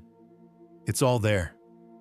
I wasn't sure you'd say yes, but I needed to be ready if you did." Naomi looked at him, both amused and touched. "You really don't waste time, do you?" He chuckled. "Only when it matters." She opened the folder, flipping through the pages. There were sketches of the layout, projected budgets, even a note in his handwriting that read, "Evelyn, operations lead. Malcolm, security and logistics." She smiled at that. "You've already picked my team." "You already had one," he said. Naomi laughed softly. "Maybe I did." Outside, thunder rumbled faintly in the distance, though the storm never came. They talked for another hour, about funding, community outreach, the first set of classes. But underneath the logistics was something gentler, almost unspoken. Hope. The kind that doesn't roar, but hums quietly in the background, steady as a heartbeat. When Julian finally stood to leave, he looked around the small apartment, its simplicity grounding him. "Next time I visit," he said, "you'll be too busy running that place to make coffee." Naomi smiled. "Maybe, but I'll save you a cup anyway." He hesitated at the door, then said softly, "Thank you for letting me be part of this." "You're not a part of it," she replied. "You're helping start it." He nodded, his voice barely above a whisper. "Then I guess we'll begin." As the door closed behind him, Naomi sat for a long moment, staring at the empty chair across from her. The rain had stopped completely, and the city outside had quieted to a gentle hum. She felt a warmth spreading through her chest, not the heat of victory, but the steady calm of purpose taking root. For the first time, she realized this wasn't the end of her story. It was the beginning of everyone else's. The ballroom was different this time. Gone were the chandeliers that had once cast light like judgment. Gone were the velvet ropes, the champagne towers, the orchestra waiting to please. What remained was a stage, a row of cameras, and a crowd holding its breath. The air smelled faintly of disinfectant and nerves. The floor still gleamed, but this time it felt like a mirror instead of a stage. At the center stood Richard Vale, no longer dressed in power but in humility. Dark suit, plain tie, eyes shadowed by sleepless nights. Beside him, Vivian kept her gaze steady, though her hands trembled slightly where they rested at her sides. The microphones had already been tested. The lights were ready. And at the back of the room, quiet and composed, Naomi Rivers waited. She hadn't come for spectacle. She'd come for closure. Julian moved through the small crowd, giving her a reassuring nod. "You don't have to stay for this," he said softly. "I do," she replied. "Forgiveness isn't for them to perform. It's for me to release." He nodded, understanding that tone that never raised itself but always carried weight. A journalist whispered something to another, their cameras humming like restless insects. The moderator stepped forward and adjusted the microphone. "Mr. Vale, you may begin." Richard cleared his throat. For a moment, no words came. He looked around the room, his gaze grazing over familiar faces, reporters, investors, critics, people who had once waited for his pronouncements. Now they waited for his apology.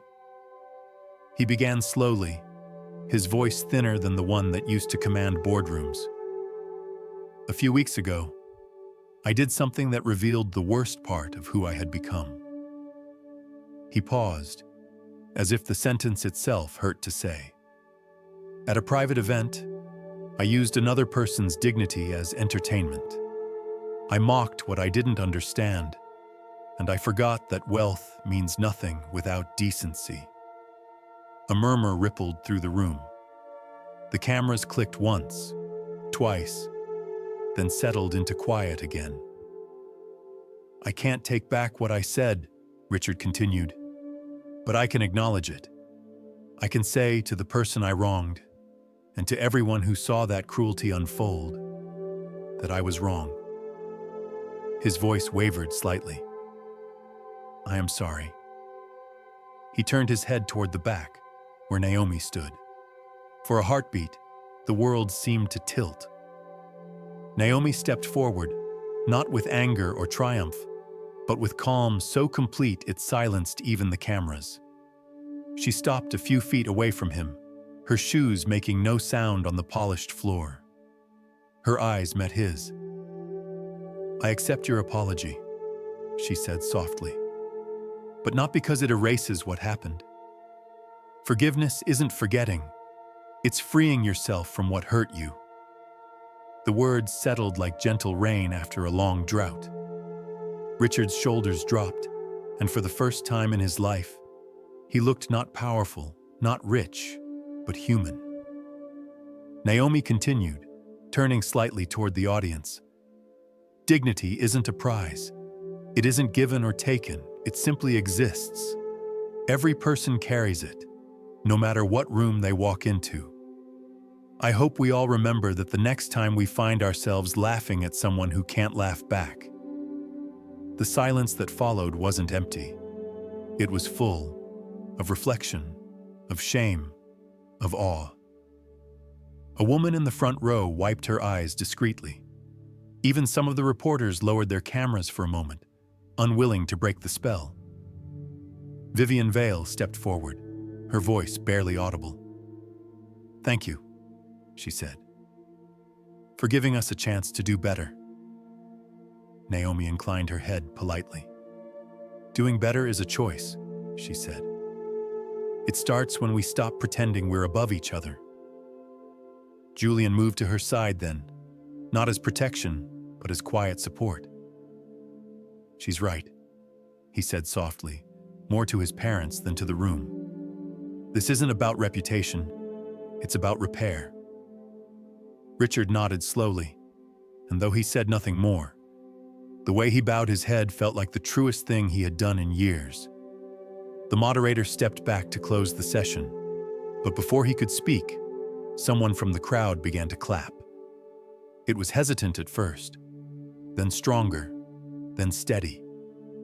Within seconds, the room filled with applause.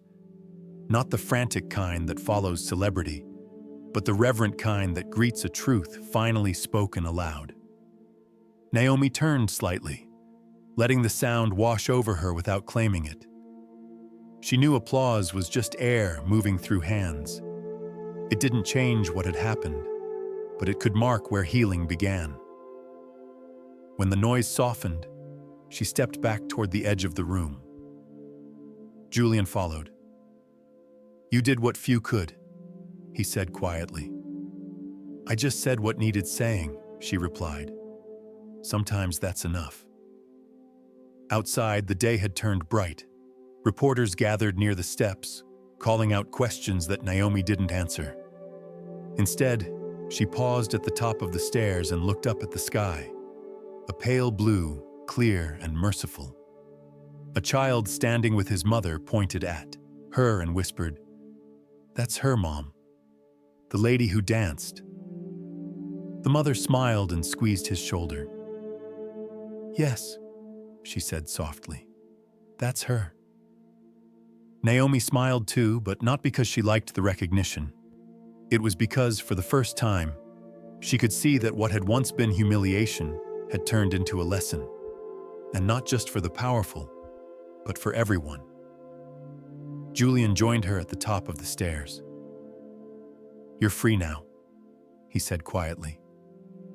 She looked at him, then at the city beyond. "Freedom isn't leaving something behind," she said. "It's knowing you can face it without fear." They walked down together, passing the cameras, the reporters, the onlookers. The wind carried the faint sound of applause from inside, fading with every step. When they reached the sidewalk, Naomi turned to him and said, "Now we begin the real work." He smiled. "The center?" "The center," she confirmed. She didn't look back at the building as they walked away. Some chapters don't end with a door closing. They end with a door opening somewhere else. And as the city swallowed them in its rhythm, Naomi felt something she hadn't felt in years. Not vindication, not triumph, just peace. The morning after the press conference, the city woke up quieter. The noise hadn't vanished. It had softened, like a radio turned down so that other sounds, footsteps, laughter, wind, could be heard again. Naomi Rivers stood in front of a brick building that had once been a neglected recreation center. The paint peeled around the windows, the floors creaked when you stepped on them, and the scent of old varnish lingered in the air. But when she looked at it, she didn't see ruin. She saw a beginning. Julian stood beside her, a rolled blueprint under his arm. "It doesn't look like much yet," he said. Naomi smiled faintly. "Neither did I once." He laughed softly, the sound of relief after weeks of tension. "You're sure about this name?" "Yes," she said. "The Grace Center. It's not about me. It's about what saved me." Inside, the hallways still echoed from the past. Basketballs, shouting, the faint memory of music from a time when someone had once tried to teach a class here. Naomi ran her hand along the cracked wall. "We'll need mirrors, proper flooring, and light. Lots of light." Julian nodded. "And people who believe in what it stands for." "We already have them," she said. He turned. "We do?" She smiled. "They just don't know it yet." By the end of the week, volunteers had started to appear. Retired teachers, local artists, parents who wanted a safe space for their kids. Some came because of the viral video. Others came because they'd seen themselves in her story, in the quiet endurance behind every small act of grace. Evelyn Cross arrived first, carrying cleaning supplies like a soldier bringing armor. "If this place is going to shine, it starts with the floors," she said, rolling up her sleeves. Naomi laughed. "I wouldn't expect anything less."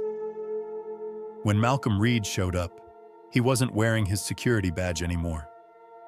"I figured you might need someone who knows how to keep things running," he said. Naomi raised an eyebrow. "You sure you're done chasing billionaires?" Malcolm grinned. "I've had enough of guarding doors that keep people out. I'd rather build one that stays open." Together they began the slow transformation. Every sweep of a broom, every layer of paint felt like a reclamation, not of property, but of purpose. The first day the lights flickered on.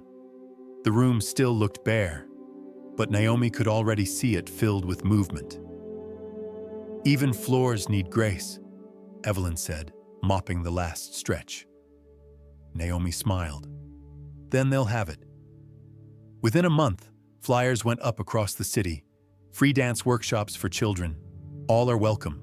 No fine print, no dress code, no hidden fees. Just 3 words at the bottom. The Grace Center. On the first day of classes, Naomi arrived early. The air smelled faintly of paint and possibility. The mirrors gleamed, and the sunlight spilled across the room like an open curtain. For a moment, she stood alone, breathing in the stillness before sound returned. Then came the noise. Small feet running down the hallway. Laughter, nervous whispers. The children entered hesitantly, holding hands, glancing around as though afraid to break something precious. Naomi knelt to greet them at eye level. "This is your space," she said gently. "You don't have to earn it. You just have to move." A little girl with braided hair raised her hand. "Do we need to be good at dancing?" Naomi smiled. "No one's born good at anything, but everyone's born with rhythm." She tapped her chest lightly. "It starts here. You just have to listen." The class began with chaos, the kind that's beautiful because it's real. Shoes squeaked, music wobbled, and laughter echoed against the walls. Naomi demonstrated simple steps, not caring if they were perfect, only if they were felt. She could see the children's movements shift from stiffness to freedom. By the time the song ended, the air was alive with joy. Outside, Julian watched through the window, his hands in his pockets. Malcolm stood beside him. "She doesn't even notice the cameras anymore," Malcolm said quietly. Julian shook his head. "She doesn't need them. The story's already changed." Indeed, the city had started to listen differently. Articles that once spoke of scandal now wrote of transformation. One headline read, "From wager to workshop, how Grace built a community." Another simply said, "The floor that taught the rich a lesson in humility." The Grace Center became a place of movement and stillness both. Teenagers practiced hip-hop beside toddlers learning balance. Former ballet dancers dropped by to volunteer. Parents stayed late to help clean. Every night, when Naomi turned off the lights, she lingered for a moment, watching the room reflect its faint glow through the mirrors. It always looked brighter when empty, as if the walls themselves were storing all the laughter they'd heard. One evening, a journalist came by, notebook in hand. "You could make a fortune telling this story again," she said. "A memoir, maybe a film." Naomi smiled kindly. "Some stories aren't meant to be sold. They're meant to keep breathing." The reporter hesitated.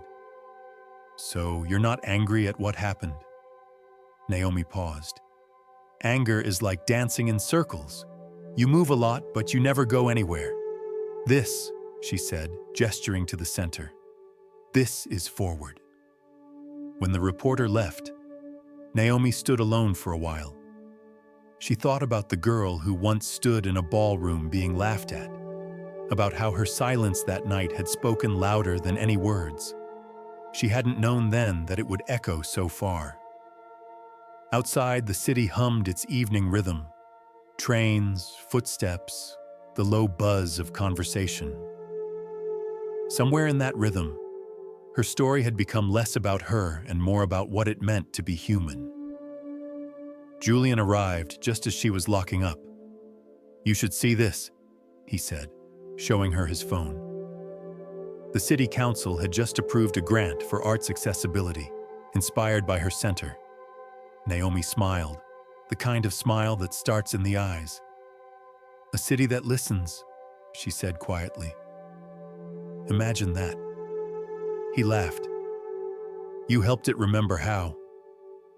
She looked at the faint light inside the building, flickering through the window. "It's not just the city. It's all of us." As they walked away together, the sign over the door glowed softly in the streetlight. The Grace Center, where every step has worth.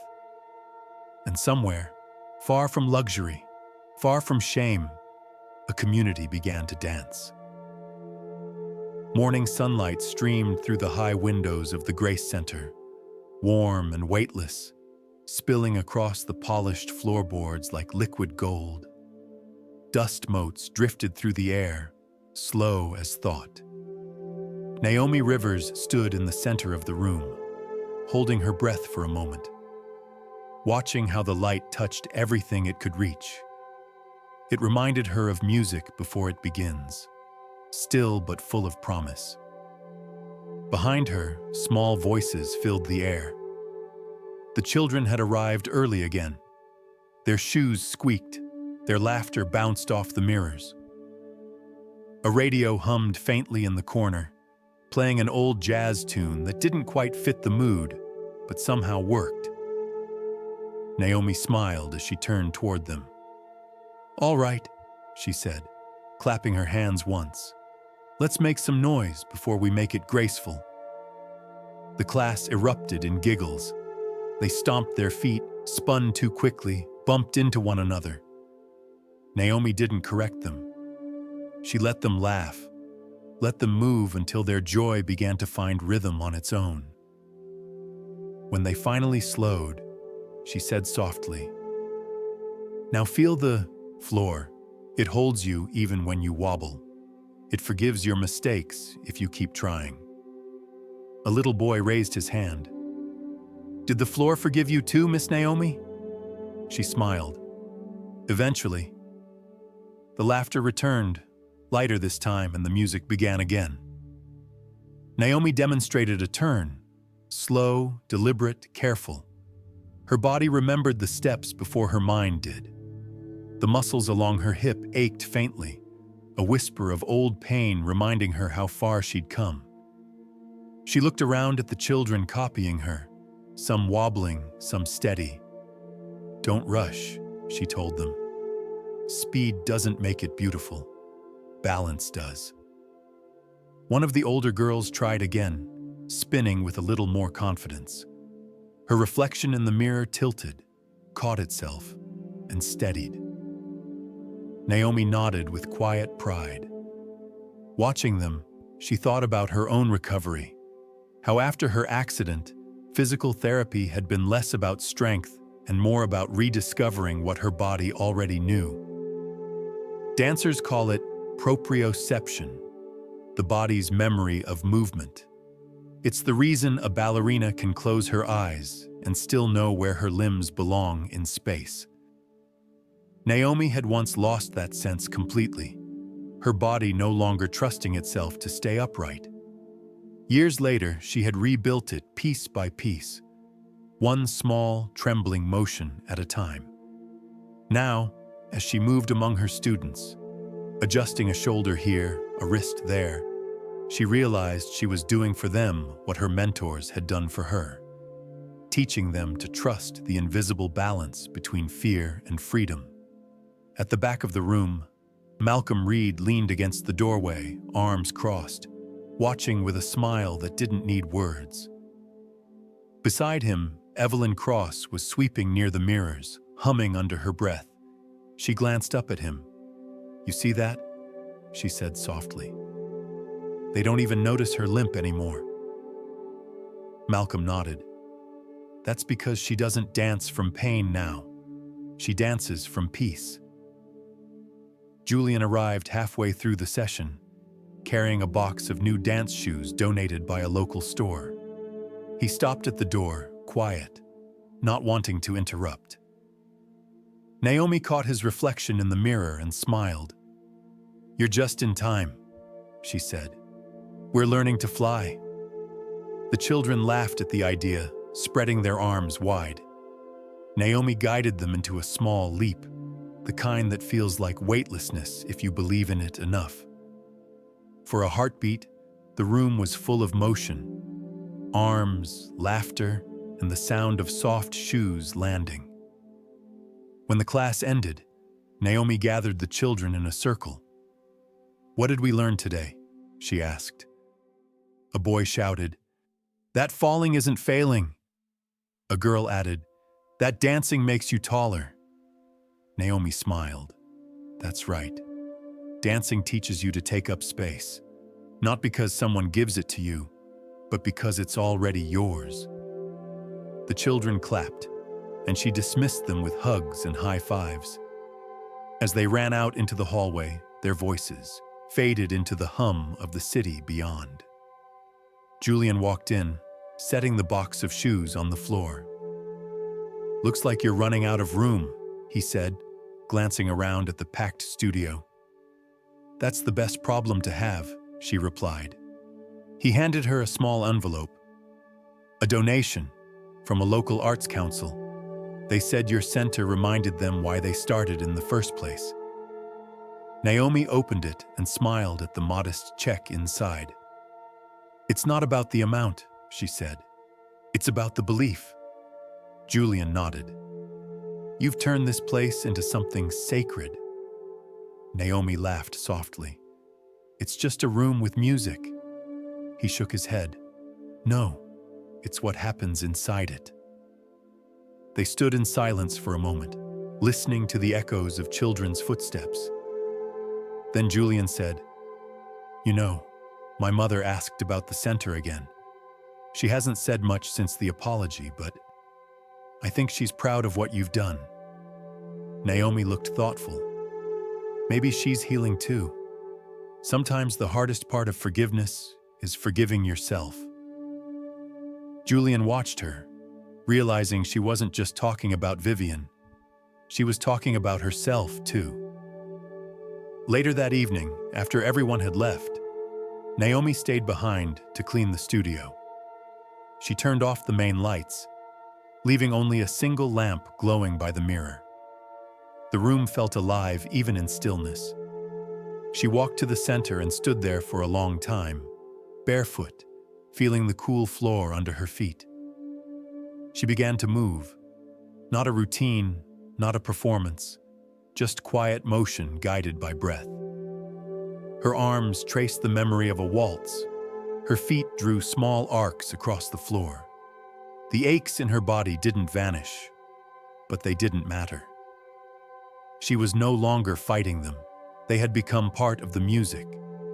In that moment, she understood what art really was. Not perfection, not applause, but the act of remembering how to move even when the world tries to stop you. She finished with a slow turn, her reflection steady, her breathing even. Then she whispered to the empty room, "See, art is never wasted." The echo of her words lingered, soft and full. Outside, the city lights blinked like metronomes, and the Grace Center glowed faintly from within. A beacon, not of fame, but of renewal. For every person who passed by, it stood as a quiet promise that grace once found can teach the whole world how to stand again. The afternoon sunlight was low and golden, spilling across the dance floor like a quiet benediction. The Grace Center had been open for 6 months now, and every inch of it hummed with life. Children practiced in one room, older teens in another, and laughter moved between them like a soft current. It no longer smelled of new paint. It smelled of effort, of wood polish, chalked hands, and the faint sweetness of shared snacks. Naomi Rivers stood in the doorway of Studio 2, watching a new volunteer teacher guide a group through their first routine. Her heart swelled quietly. She had learned long ago that pride didn't have to shout. Sometimes it could simply sit inside you, still and glowing, like a candle that doesn't flicker even when the wind moves. She turned to walk down the hallway and found someone waiting just outside the office. Vivian Vale. Dressed in understated beige, no diamonds this time, just a scarf tied neatly around her neck. She looked smaller than Naomi remembered, though not weaker, only more human. "Naomi," she said softly, almost uncertainly. Naomi's steps slowed. "Mrs. Vale?" Vivian shook her head gently. "Just Vivian, please." For a moment, neither spoke. Outside, a child's laughter broke into a high note, the sound echoing like a reminder that the world kept turning, no matter what two women said or didn't say. "I didn't want to intrude," Vivian began, her voice steady but quiet. "I just wanted to see it for myself. Julian told me about the center, about what you've done here." Naomi folded her hands lightly.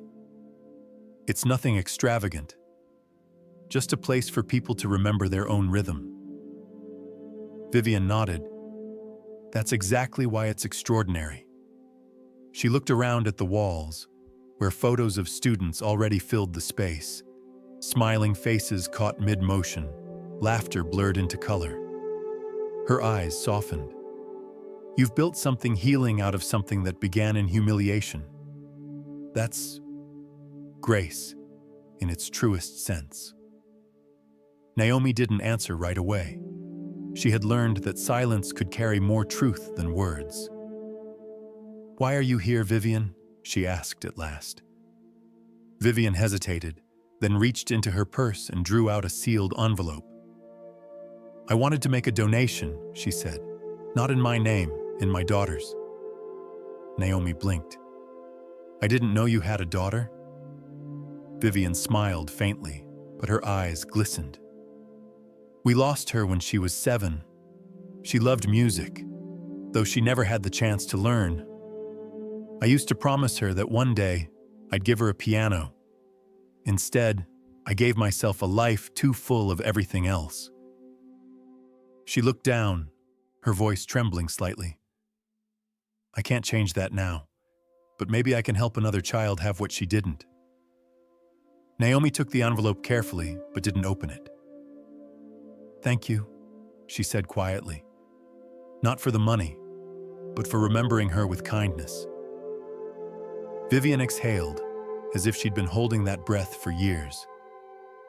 "I wasn't sure if you'd accept it." "I do," Naomi said, with the same grace someone once showed me when I didn't deserve it either. Vivian looked up sharply, surprised. "You always deserved it." Naomi smiled. "Then maybe so did you." For a long moment, the two women simply stood there, the air between them filled with something lighter than forgiveness, but warmer than indifference. It was understanding, the rare kind that doesn't need to be declared aloud. They walked together through the hallway, passing the glass doors of the studios. The children waved as they saw Naomi, and she waved back. Vivian watched them in silence. "It's strange," she murmured. "Watching them, I feel peace, like they're all dancing with pieces of every mistake we made and turning it into something beautiful." Naomi nodded. "That's what art does. It gives pain another language." Vivian looked toward the far end of the hall, where Julian stood talking with Malcolm. His smile was unguarded, lighter than it had been in years. "He's changed," she said. "So have you," Naomi replied. Vivian met her eyes, then laughed softly. "Maybe the world just needed to slow down long enough for us to catch up." Later that afternoon, after Vivian left, Julian approached Naomi with a familiar folder in his hands. "She said you accepted her donation," he said. Naomi nodded. "It's not about money. It's about remembering that compassion can come from unlikely places." Julian smiled. "She's proud of you. My father too. Though he'll never say it the way you deserve." Naomi glanced toward the studio windows, where sunlight glowed against the mirrors. "He already said the words that mattered. The rest is living them." Julian leaned against the doorframe, arms crossed loosely. "You know, when I was a kid, my mother used to tell me the world is built by people who take up space in rooms they were never invited into." Naomi chuckled softly. "Then we've both done our share of building." They stood there for a while, listening to the soft thud of feet against the floor, the laughter between songs, the whisper of new beginnings. By evening, the last class had ended, and Naomi found herself alone again in the main studio. The mirrors reflected her from every angle, but she no longer flinched at her own image. Instead, she saw movement frozen mid-air, children in poses of joy, the ghosts of laughter still swirling like dust. She unwrapped the envelope Vivian had left behind. Inside was a check, modest but heartfelt, and a note written in delicate cursive. "For every child who still dreams with the lights on. In memory of Clara." Naomi read it twice, then placed it carefully under a small vase on her desk. "Thank you, Clara," she whispered. "You'll dance here too." As she walked back toward the studio floor, the city lights flickered outside, casting soft shadows through the windows. She turned on the old speaker, the one that sometimes crackled, and a waltz filled the room, the same rhythm she had once turned humiliation into hope. She began to move slowly, her body lighter than it had been in years. Her arms traced the air, her steps unhurried, her breath deep and even. There was no audience, no applause, just the echo of her shoes against the wood and the heartbeat of music around her. When she stopped, she stood for a long time in the stillness that followed. The silence wasn't empty. It was full of gratitude, of memory, of peace. Julian appeared quietly in the doorway. "Still dancing?" he asked. "Always," she said. "Just slower now." He smiled. "Sometimes slower lasts longer." They turned off the lights together, leaving the studio bathed in the faint glow of the street outside. The reflection of the two of them lingered for a moment, before dissolving into the darkness. Outside, the city moved as it always had. Cars, lights, voices, but somewhere within it, a new rhythm had begun. Not a perfect one, not constant, but human. And in the heart of that rhythm stood Naomi Rivers, the woman who had once been laughed at, now the quiet architect of grace. A full year had passed since Naomi Rivers last stood beneath a chandelier. But this one was different. It wasn't the cold brilliance of crystal mocking from above. It was a constellation of warm lights strung from the ceiling of a renovated theater, glowing like 1,000 candles in quiet celebration. The night was called the Gala of Light, the first fundraiser for the Naomi Rivers Center for the Arts. No one had needed convincing to attend. The guest list filled itself with people who remembered the story, not the scandal, but the grace that had followed. Naomi stood backstage, the soft rustle of fabric behind her as children adjusted their costumes. Tiny hands smoothed ribbons and checked shoes, whispering lines of encouragement the way professionals do before their first performance. She watched them with a calm that felt new, not the poised stillness she had used to survive, but the relaxed peace of someone who had learned to breathe again. Julian found her there, holding a small envelope of notes he would use for his introduction. He looked almost nervous.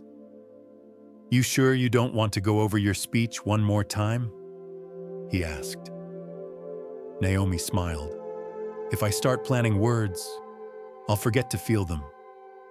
He laughed softly. "Then you'll do fine. You always do." From the other side of the curtain, an audience murmured, the kind of anticipation that carries kindness, not judgment. The orchestra tuned softly, strings warming their notes like whispers of dawn. Naomi peeked out for a moment and caught sight of familiar faces. Evelyn sat in the front row beside Malcolm, her hair wrapped in silver curls, her eyes bright with pride. Vivian Vale was there too, sitting quietly at the aisle, hands folded, the faintest smile touching her lips. She wasn't the center of attention anymore, and she didn't need to be. The lights dimmed, the sound of chatter softened into stillness. Julian stepped onto the stage. His voice carried easily, not because it was loud, but because it was steady. "A year ago," he began, "a story began in a ballroom. A story of pride, pain, and eventually, transformation. Tonight, we stand in a different kind of room. This one wasn't built to impress. It was built to invite." He paused, his eyes scanning the crowd. "Some of you know the woman behind this place as the dancer who changed the way we saw power. But she's more than that. She's the person who turned humiliation into harmony." His voice softened. "Please welcome the founder of the Naomi Rivers Center for the Arts, Miss Naomi Rivers." Applause rose like a tide, warm, genuine, without the edge of curiosity that had once followed her name. Naomi stepped into the light, her heart beating in measured rhythm. The stage didn't intimidate her anymore. It felt like an extension of breath, wide and kind. She looked out at the faces, not as an audience, but as witnesses to something larger than any single story. "Thank you," she began simply. Her voice was calm, unhurried. "A year ago, I stood on a floor that was never meant for me, and I thought my story had ended. But endings have a way of becoming invitations if you listen carefully enough." She paused, letting the words settle. This center was built from the hands of people who believed in second chances. People who know that art isn't luxury, it's language. It teaches us how to speak when words fail, how to stand when life tries to make us small. The applause that followed was soft at first, then steady. Naomi smiled, then gestured toward the curtain.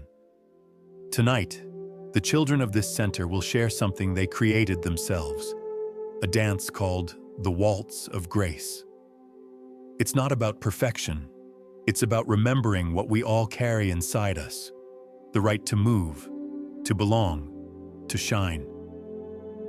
The curtain lifted. The orchestra began a gentle melody, familiar, echoing the waltz Naomi had once danced in defiance. But this time, the music belonged to many, not one. Dozens of children filled the stage, dressed in simple white and gold, their movements fluid and fearless. The audience watched as they spun and twirled, small hands reaching out to one another, lifting and guiding, never competing. Naomi stood at the side, tears pressing at the corners of her eyes. Each step, each turn seemed to rewrite the memory of that night a year ago. Where there had once been mockery, now there was laughter. Where there had been silence heavy with judgment, now there was applause heavy with love. At the crescendo, the children formed a circle. In the center, a girl lifted her arms in a perfect arc, Naomi's signature pose, the one that had silenced a ballroom. For a moment, the audience forgot to breathe. Then, as the final note faded, the entire room rose to its feet.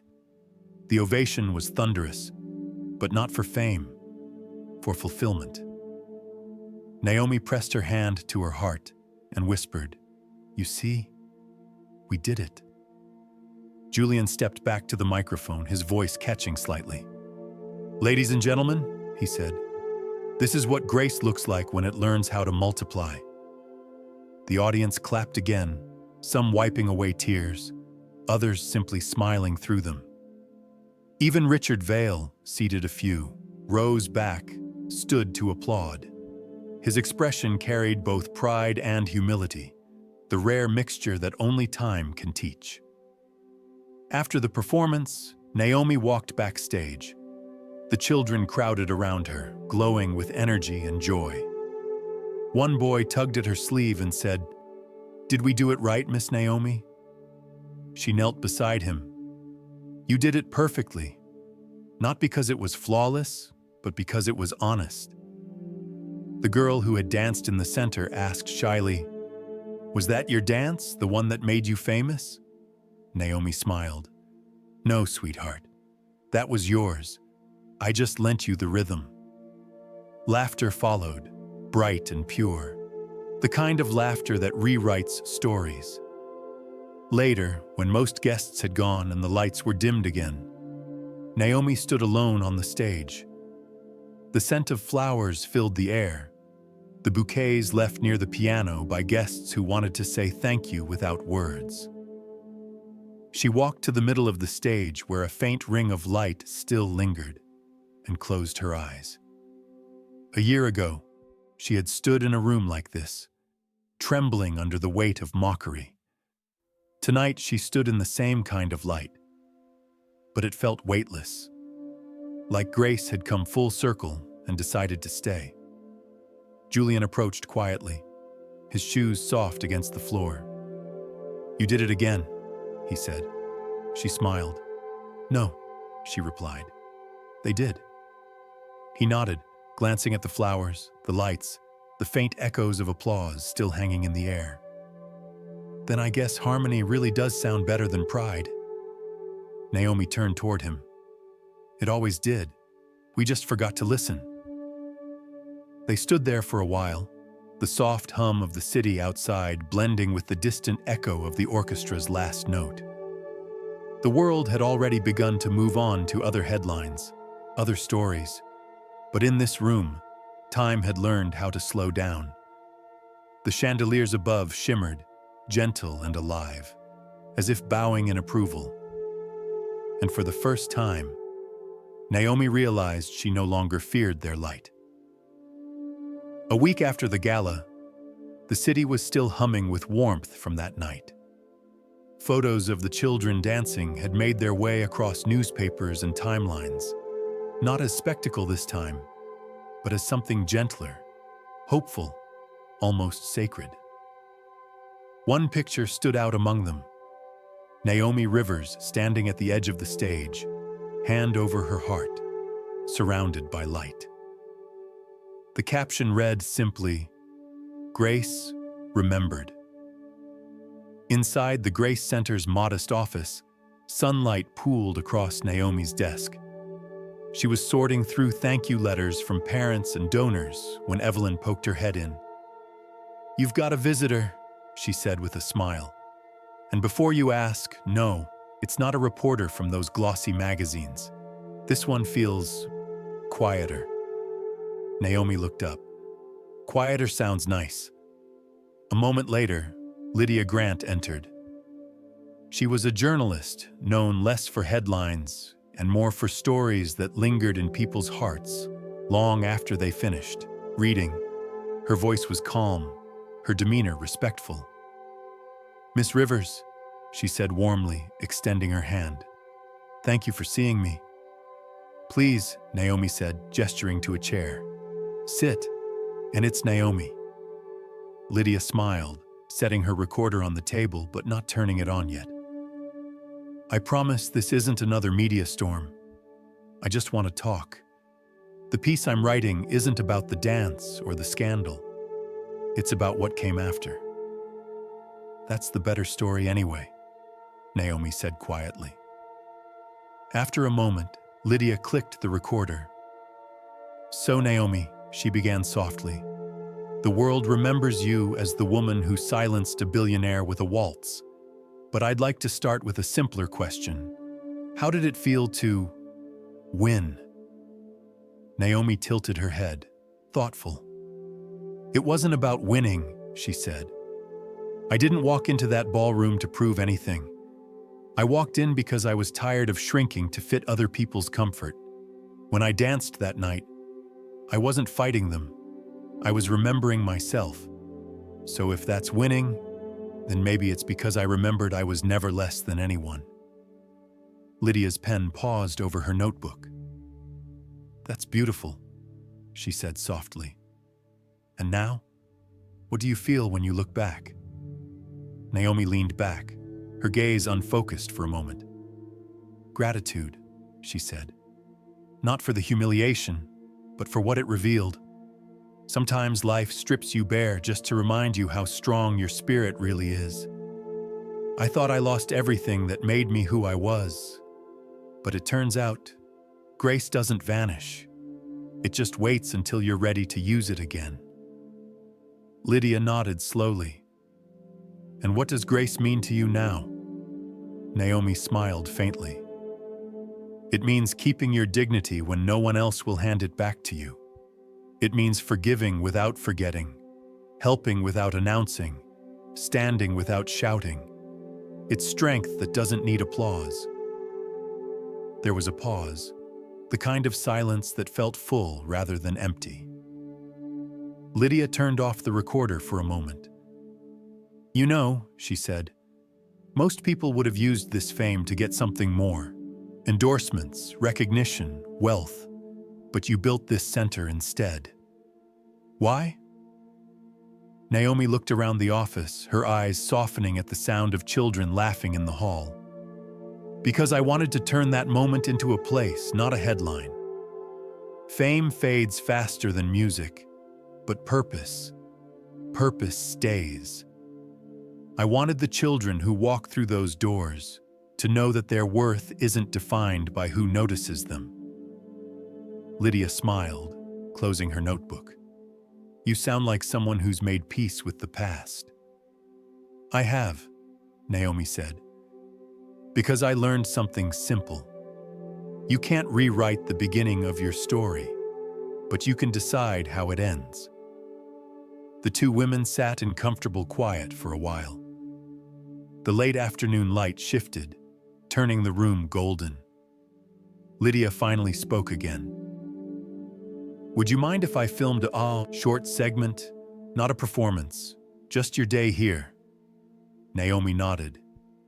"If it helps someone else believe they can begin again, then yes." The next day, Lydia returned with a small camera crew. There were no spotlights, no rehearsals. The footage began with Naomi unlocking the doors to the Grace Center at sunrise, her steps soft, her expression peaceful. It followed her teaching the morning class, adjusting a child's posture, laughing when a little boy's shoelaces tangled mid-step. It caught Evelyn sweeping the hallways, humming under her breath, and Malcolm fixing a loose light fixture with quiet focus. In one scene, Julian helped a group of teenagers build stage props, his shirt sleeves rolled up, sawdust clinging to his hands. "Art isn't just what happens on stage," he said to one of them. "It's the work you put in before anyone's watching." The video ended with Naomi sitting on the floor of the studio, surrounded by children who leaned against her shoulders, their laughter spilling into the air like sunlight. Her voice, calm and steady, carried over the final montage. "When I first danced in front of that crowd, I thought I was reclaiming my own dignity," she said. "But now I realize I was reclaiming something bigger, the truth that no one is beneath anyone. Dignity doesn't depend on titles or bank accounts or applause. It lives quietly in every person who refuses to let cruelty define them."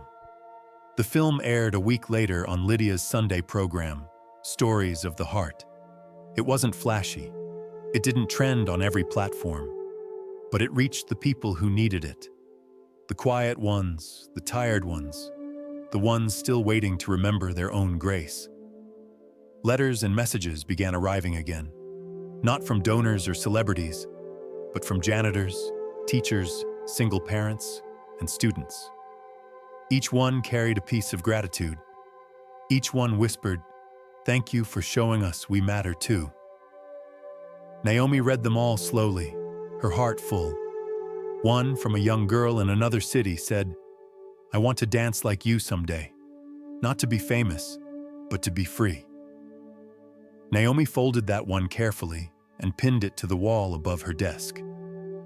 That evening, after everyone had gone home, she sat alone in the studio, watching the reflection of the empty room in the mirror. She whispered the girl's words aloud, letting them echo softly. Not to be famous, but to be free. It sounded like a prayer, or maybe a promise. Outside, the city moved with its usual rhythm, but inside the Grace Center, time slowed again. The faint hum of the air conditioner filled the silence, steady as breathing. Naomi turned off the lights, her reflection fading into the dim glow from the street. For the first time, she realized she didn't need applause to feel seen. The quiet itself was enough. Night had settled over the city like a velvet shawl, soft and deep. The last class at the Grace Center had ended an hour ago, and the hallways now echoed only with memory. Footsteps, laughter, the faint clatter of shoes being packed away. Naomi Rivers moved through the building with gentle care, switching off lights one by one. Each room dimmed behind her like a candle being blown out. But instead of sadness, she felt peace in the dark. The mirrors, catching the low glow from the street outside, reflected faint shapes. Chairs stacked neatly, ribbons forgotten on benches, water bottles half full. Naomi paused by one of the mirrors and smiled at her own reflection. It looked older now, softer around the edges. There were laugh lines near her eyes, and a calm in her gaze she hadn't known before. She whispered quietly, "You made it," and the mirror whispered back in silence. At the end of the hallway, Malcolm Reed leaned against the doorframe, waiting as he always did when she closed up. He had made a habit of being the last one out, not because she needed protection anymore, but because some routines feel like promises. "You talk to yourself more these days?" he said with a small grin. Naomi smiled. "Only when I like the company." He chuckled, stepping into the light spilling from her office. "You did it, you know. This place, it's more than a building now. It's a heartbeat." She looked around at the quiet hall. "No," she said gently. "We did it. You, Evelyn, Julian, every child who learned to trust their feet. I just kept time." Malcolm nodded, his expression soft. Still, someone had to start the music. She didn't argue. Some truths didn't need modesty. She picked up her coat and turned off the last lamp. Together, they walked toward the front doors. The sound of the city seeped in. Distant horns, faint voices, the hum of life continuing beyond these walls. Outside, the air was cool and smelled faintly of rain that had passed earlier. The pavement gleamed under streetlights. Naomi locked the doors, then lingered, her keys warm in her hand. "Funny," she said softly, "how the city used to feel too big for me. Now it just feels like another rhythm." Malcolm smiled. "You fit into it now?" She nodded. "No, it fits into me." They stood in silence for a while, watching the reflections of the streetlights ripple across the wet pavement. In the distance, the faint sound of someone playing a violin drifted through the night. A student, perhaps, practicing in one of the nearby apartments. The notes floated softly, imperfectly, and Naomi closed her eyes to listen. "I love that sound," she said. "It's the sound of someone trying." Malcolm tilted his head. "You always had a way of turning ordinary moments into sermons." "Maybe sermons are just ordinary moments told slowly," she replied. He laughed, and the sound warmed the cool air between them. When she finally turned to leave, she looked back once at the glowing sign above the entrance. The Grace Center, where every step has worth. The letters shimmered faintly in the mist. "It still feels strange," she admitted. "Seeing my name on a building." Malcolm shrugged. "It's not a name, it's a story carved in light." She smiled. "Then I hope it keeps shining long after I'm gone." As they reached the curb, a small group of children passed by, still in dance clothes, chatting excitedly about their next class. One of them noticed Naomi and waved. "Good night, Miss Rivers." "Good night, loves," she called back. "Don't forget to stretch before bed." They giggled and ran off, their laughter blending with the city's pulse. Naomi watched them disappear around the corner. "There," she said softly. "That's what forever sounds like." Malcolm didn't answer. He didn't need to. They crossed the street, walking slowly. The street lamps overhead turned everything gold. Their faces, the puddles, the leaves drifting in the gutter. Naomi stopped halfway across, gazing at the skyline. It shimmered like a memory. Old lights, new dreams, all stitched together by the hum of resilience. "Do you ever wonder," she said, "if forgiveness changes the person who gives it more than the one who receives it?" Malcolm thought for a moment. "Maybe forgiveness isn't change," he said. "Maybe it's remembering who you were before the hurt." Naomi smiled. "I like that." They reached the other side. She turned to him, her voice soft as the night breeze. "Thank you, Malcolm, for staying." He shook his head. "I didn't stay for you. I stayed because this place made me believe again. We all needed that." She laughed quietly. "Then I guess we were each other's second chances." He nodded, tipping his head toward the street. "Need a ride?" "No," she said, tucking her hands into her coat pockets. "I think I'll walk. The air feels kind tonight." He grinned. "Good night, Miss Rivers." "Good night, Mr. Reed." Malcolm turned and walked toward his car, while Naomi began down the opposite sidewalk. The rain had left a faint mist that clung to her hair. Each step echoed softly, like the metronome of a life in rhythm again. As she passed a shop window, she caught her reflection in the glass. A woman walking alone, but never lonely. For a fleeting moment, she imagined her younger self beside her, barefoot, carrying the weight of silence. That version of her smiled too, then faded into the glass, leaving only the woman she had become. At the corner, she stopped and looked up. The city lights shimmered above her like applause, gentle, wordless, eternal. A voice, her own, or perhaps the narrator inside her heart, spoke softly. True nobility isn't learned. It's revealed when the world tries to take your dignity away. The wind carried the words away, threading them through the sound of passing cars, footsteps, and laughter. Naomi closed her eyes for a moment, breathing in the night air. When she opened them again, she whispered, "Thank you." Though it wasn't clear who she was speaking to, the city, the past, or Grace itself. Then she kept walking, her steps slow but sure, until her figure dissolved into the soft glow of the streetlights. The night didn't close behind her. It opened. The city slept lightly that night, and the moon hung low, silver and soft, like a lamp kept burning for memory. Inside her apartment, Naomi Rivers sat by the window, a cup of tea cooling in her hands. The city stretched beneath her, full of movement even in silence.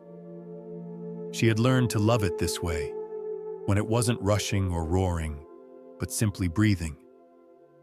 The night air carried a faint hum from somewhere down the street, a saxophone played by a busker who didn't know she existed.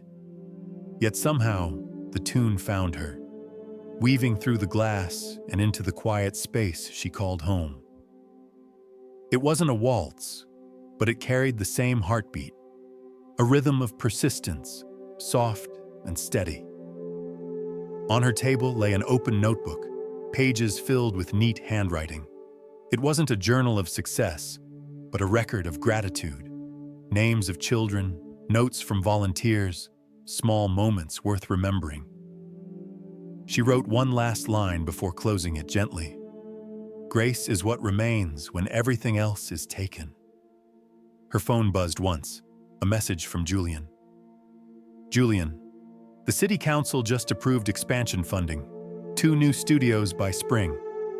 Naomi smiled, typing back, "You're relentless, Julian. Just keeping the rhythm going."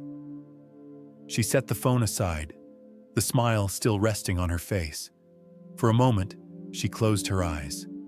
Behind her eyelids, she saw the faces of all those who had walked this journey with her. Evelyn's determined warmth, Malcolm's steady loyalty, Julian's quiet conviction, Vivian's humbled grace. Even Richard Vale's face flickered there for a moment, softened by time. It wasn't forgiveness exactly. It was distance that no longer hurt. A soft knock came at the door. It opened slowly before she could answer. Evelyn poked her head in, holding a small lantern wrapped in white paper. "I knew you'd still be awake," she said.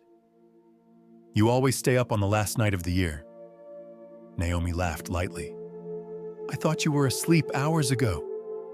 "I tried, but I wanted to give you this." Evelyn placed the lantern on the table. Inside it, a candle glowed faintly. "A symbol," she said, "for everything that still burns." Naomi looked at it for a long moment, then whispered, "It's beautiful." Evelyn smiled. "Light always is, especially when it's quiet." She touched Naomi's shoulder. "See you in the morning, Miss Rivers." "Good night, Evelyn," Naomi said softly, though the older woman had already disappeared into the hallway. Naomi sat for a while longer, watching the lantern's glow dance on the wall. It reminded her of the gala lights, of the children's shimmering costumes, of the way people's faces looked when they remembered kindness. Then she rose, set her cup aside, and walked to the small shelf by the window. There sat her old ballet shoes, the ones she had once buried at the back of a closet in shame. Their ribbons were frayed, the satin dull from years of wear, but they held history the way a song holds memory. She picked them up, turning them gently in her hands. They felt lighter now, as though they had forgiven her too. She whispered to them, to herself, to anyone who might be listening.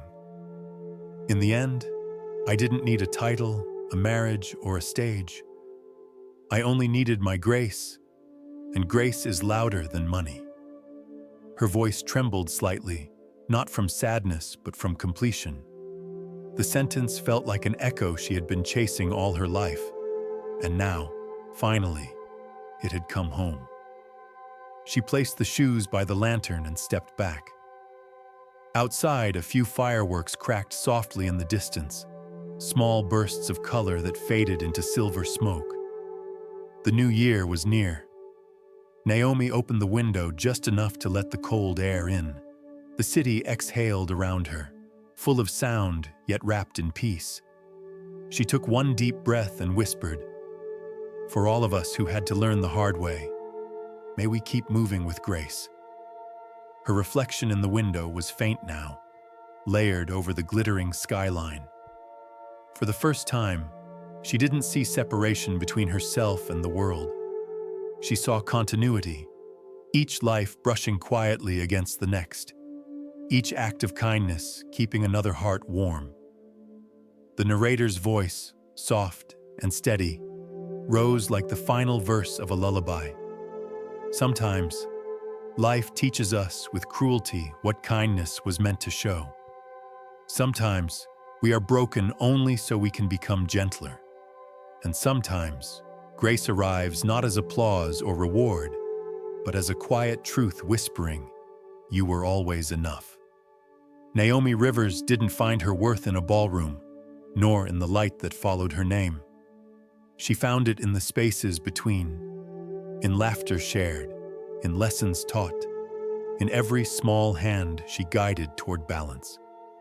Because grace, once given, doesn't stay still. It passes from hand to hand, step to step, until it becomes something larger than any one story. A movement, soft and human, teaching the world to bow not out of fear, but out of respect for what endures. The music swelled faintly.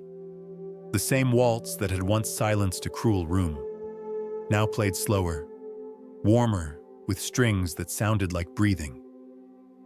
The narrator continued, voice quiet but certain. In the end, she didn't need a title, a marriage, or a stage. She only needed her grace, and grace is louder than money.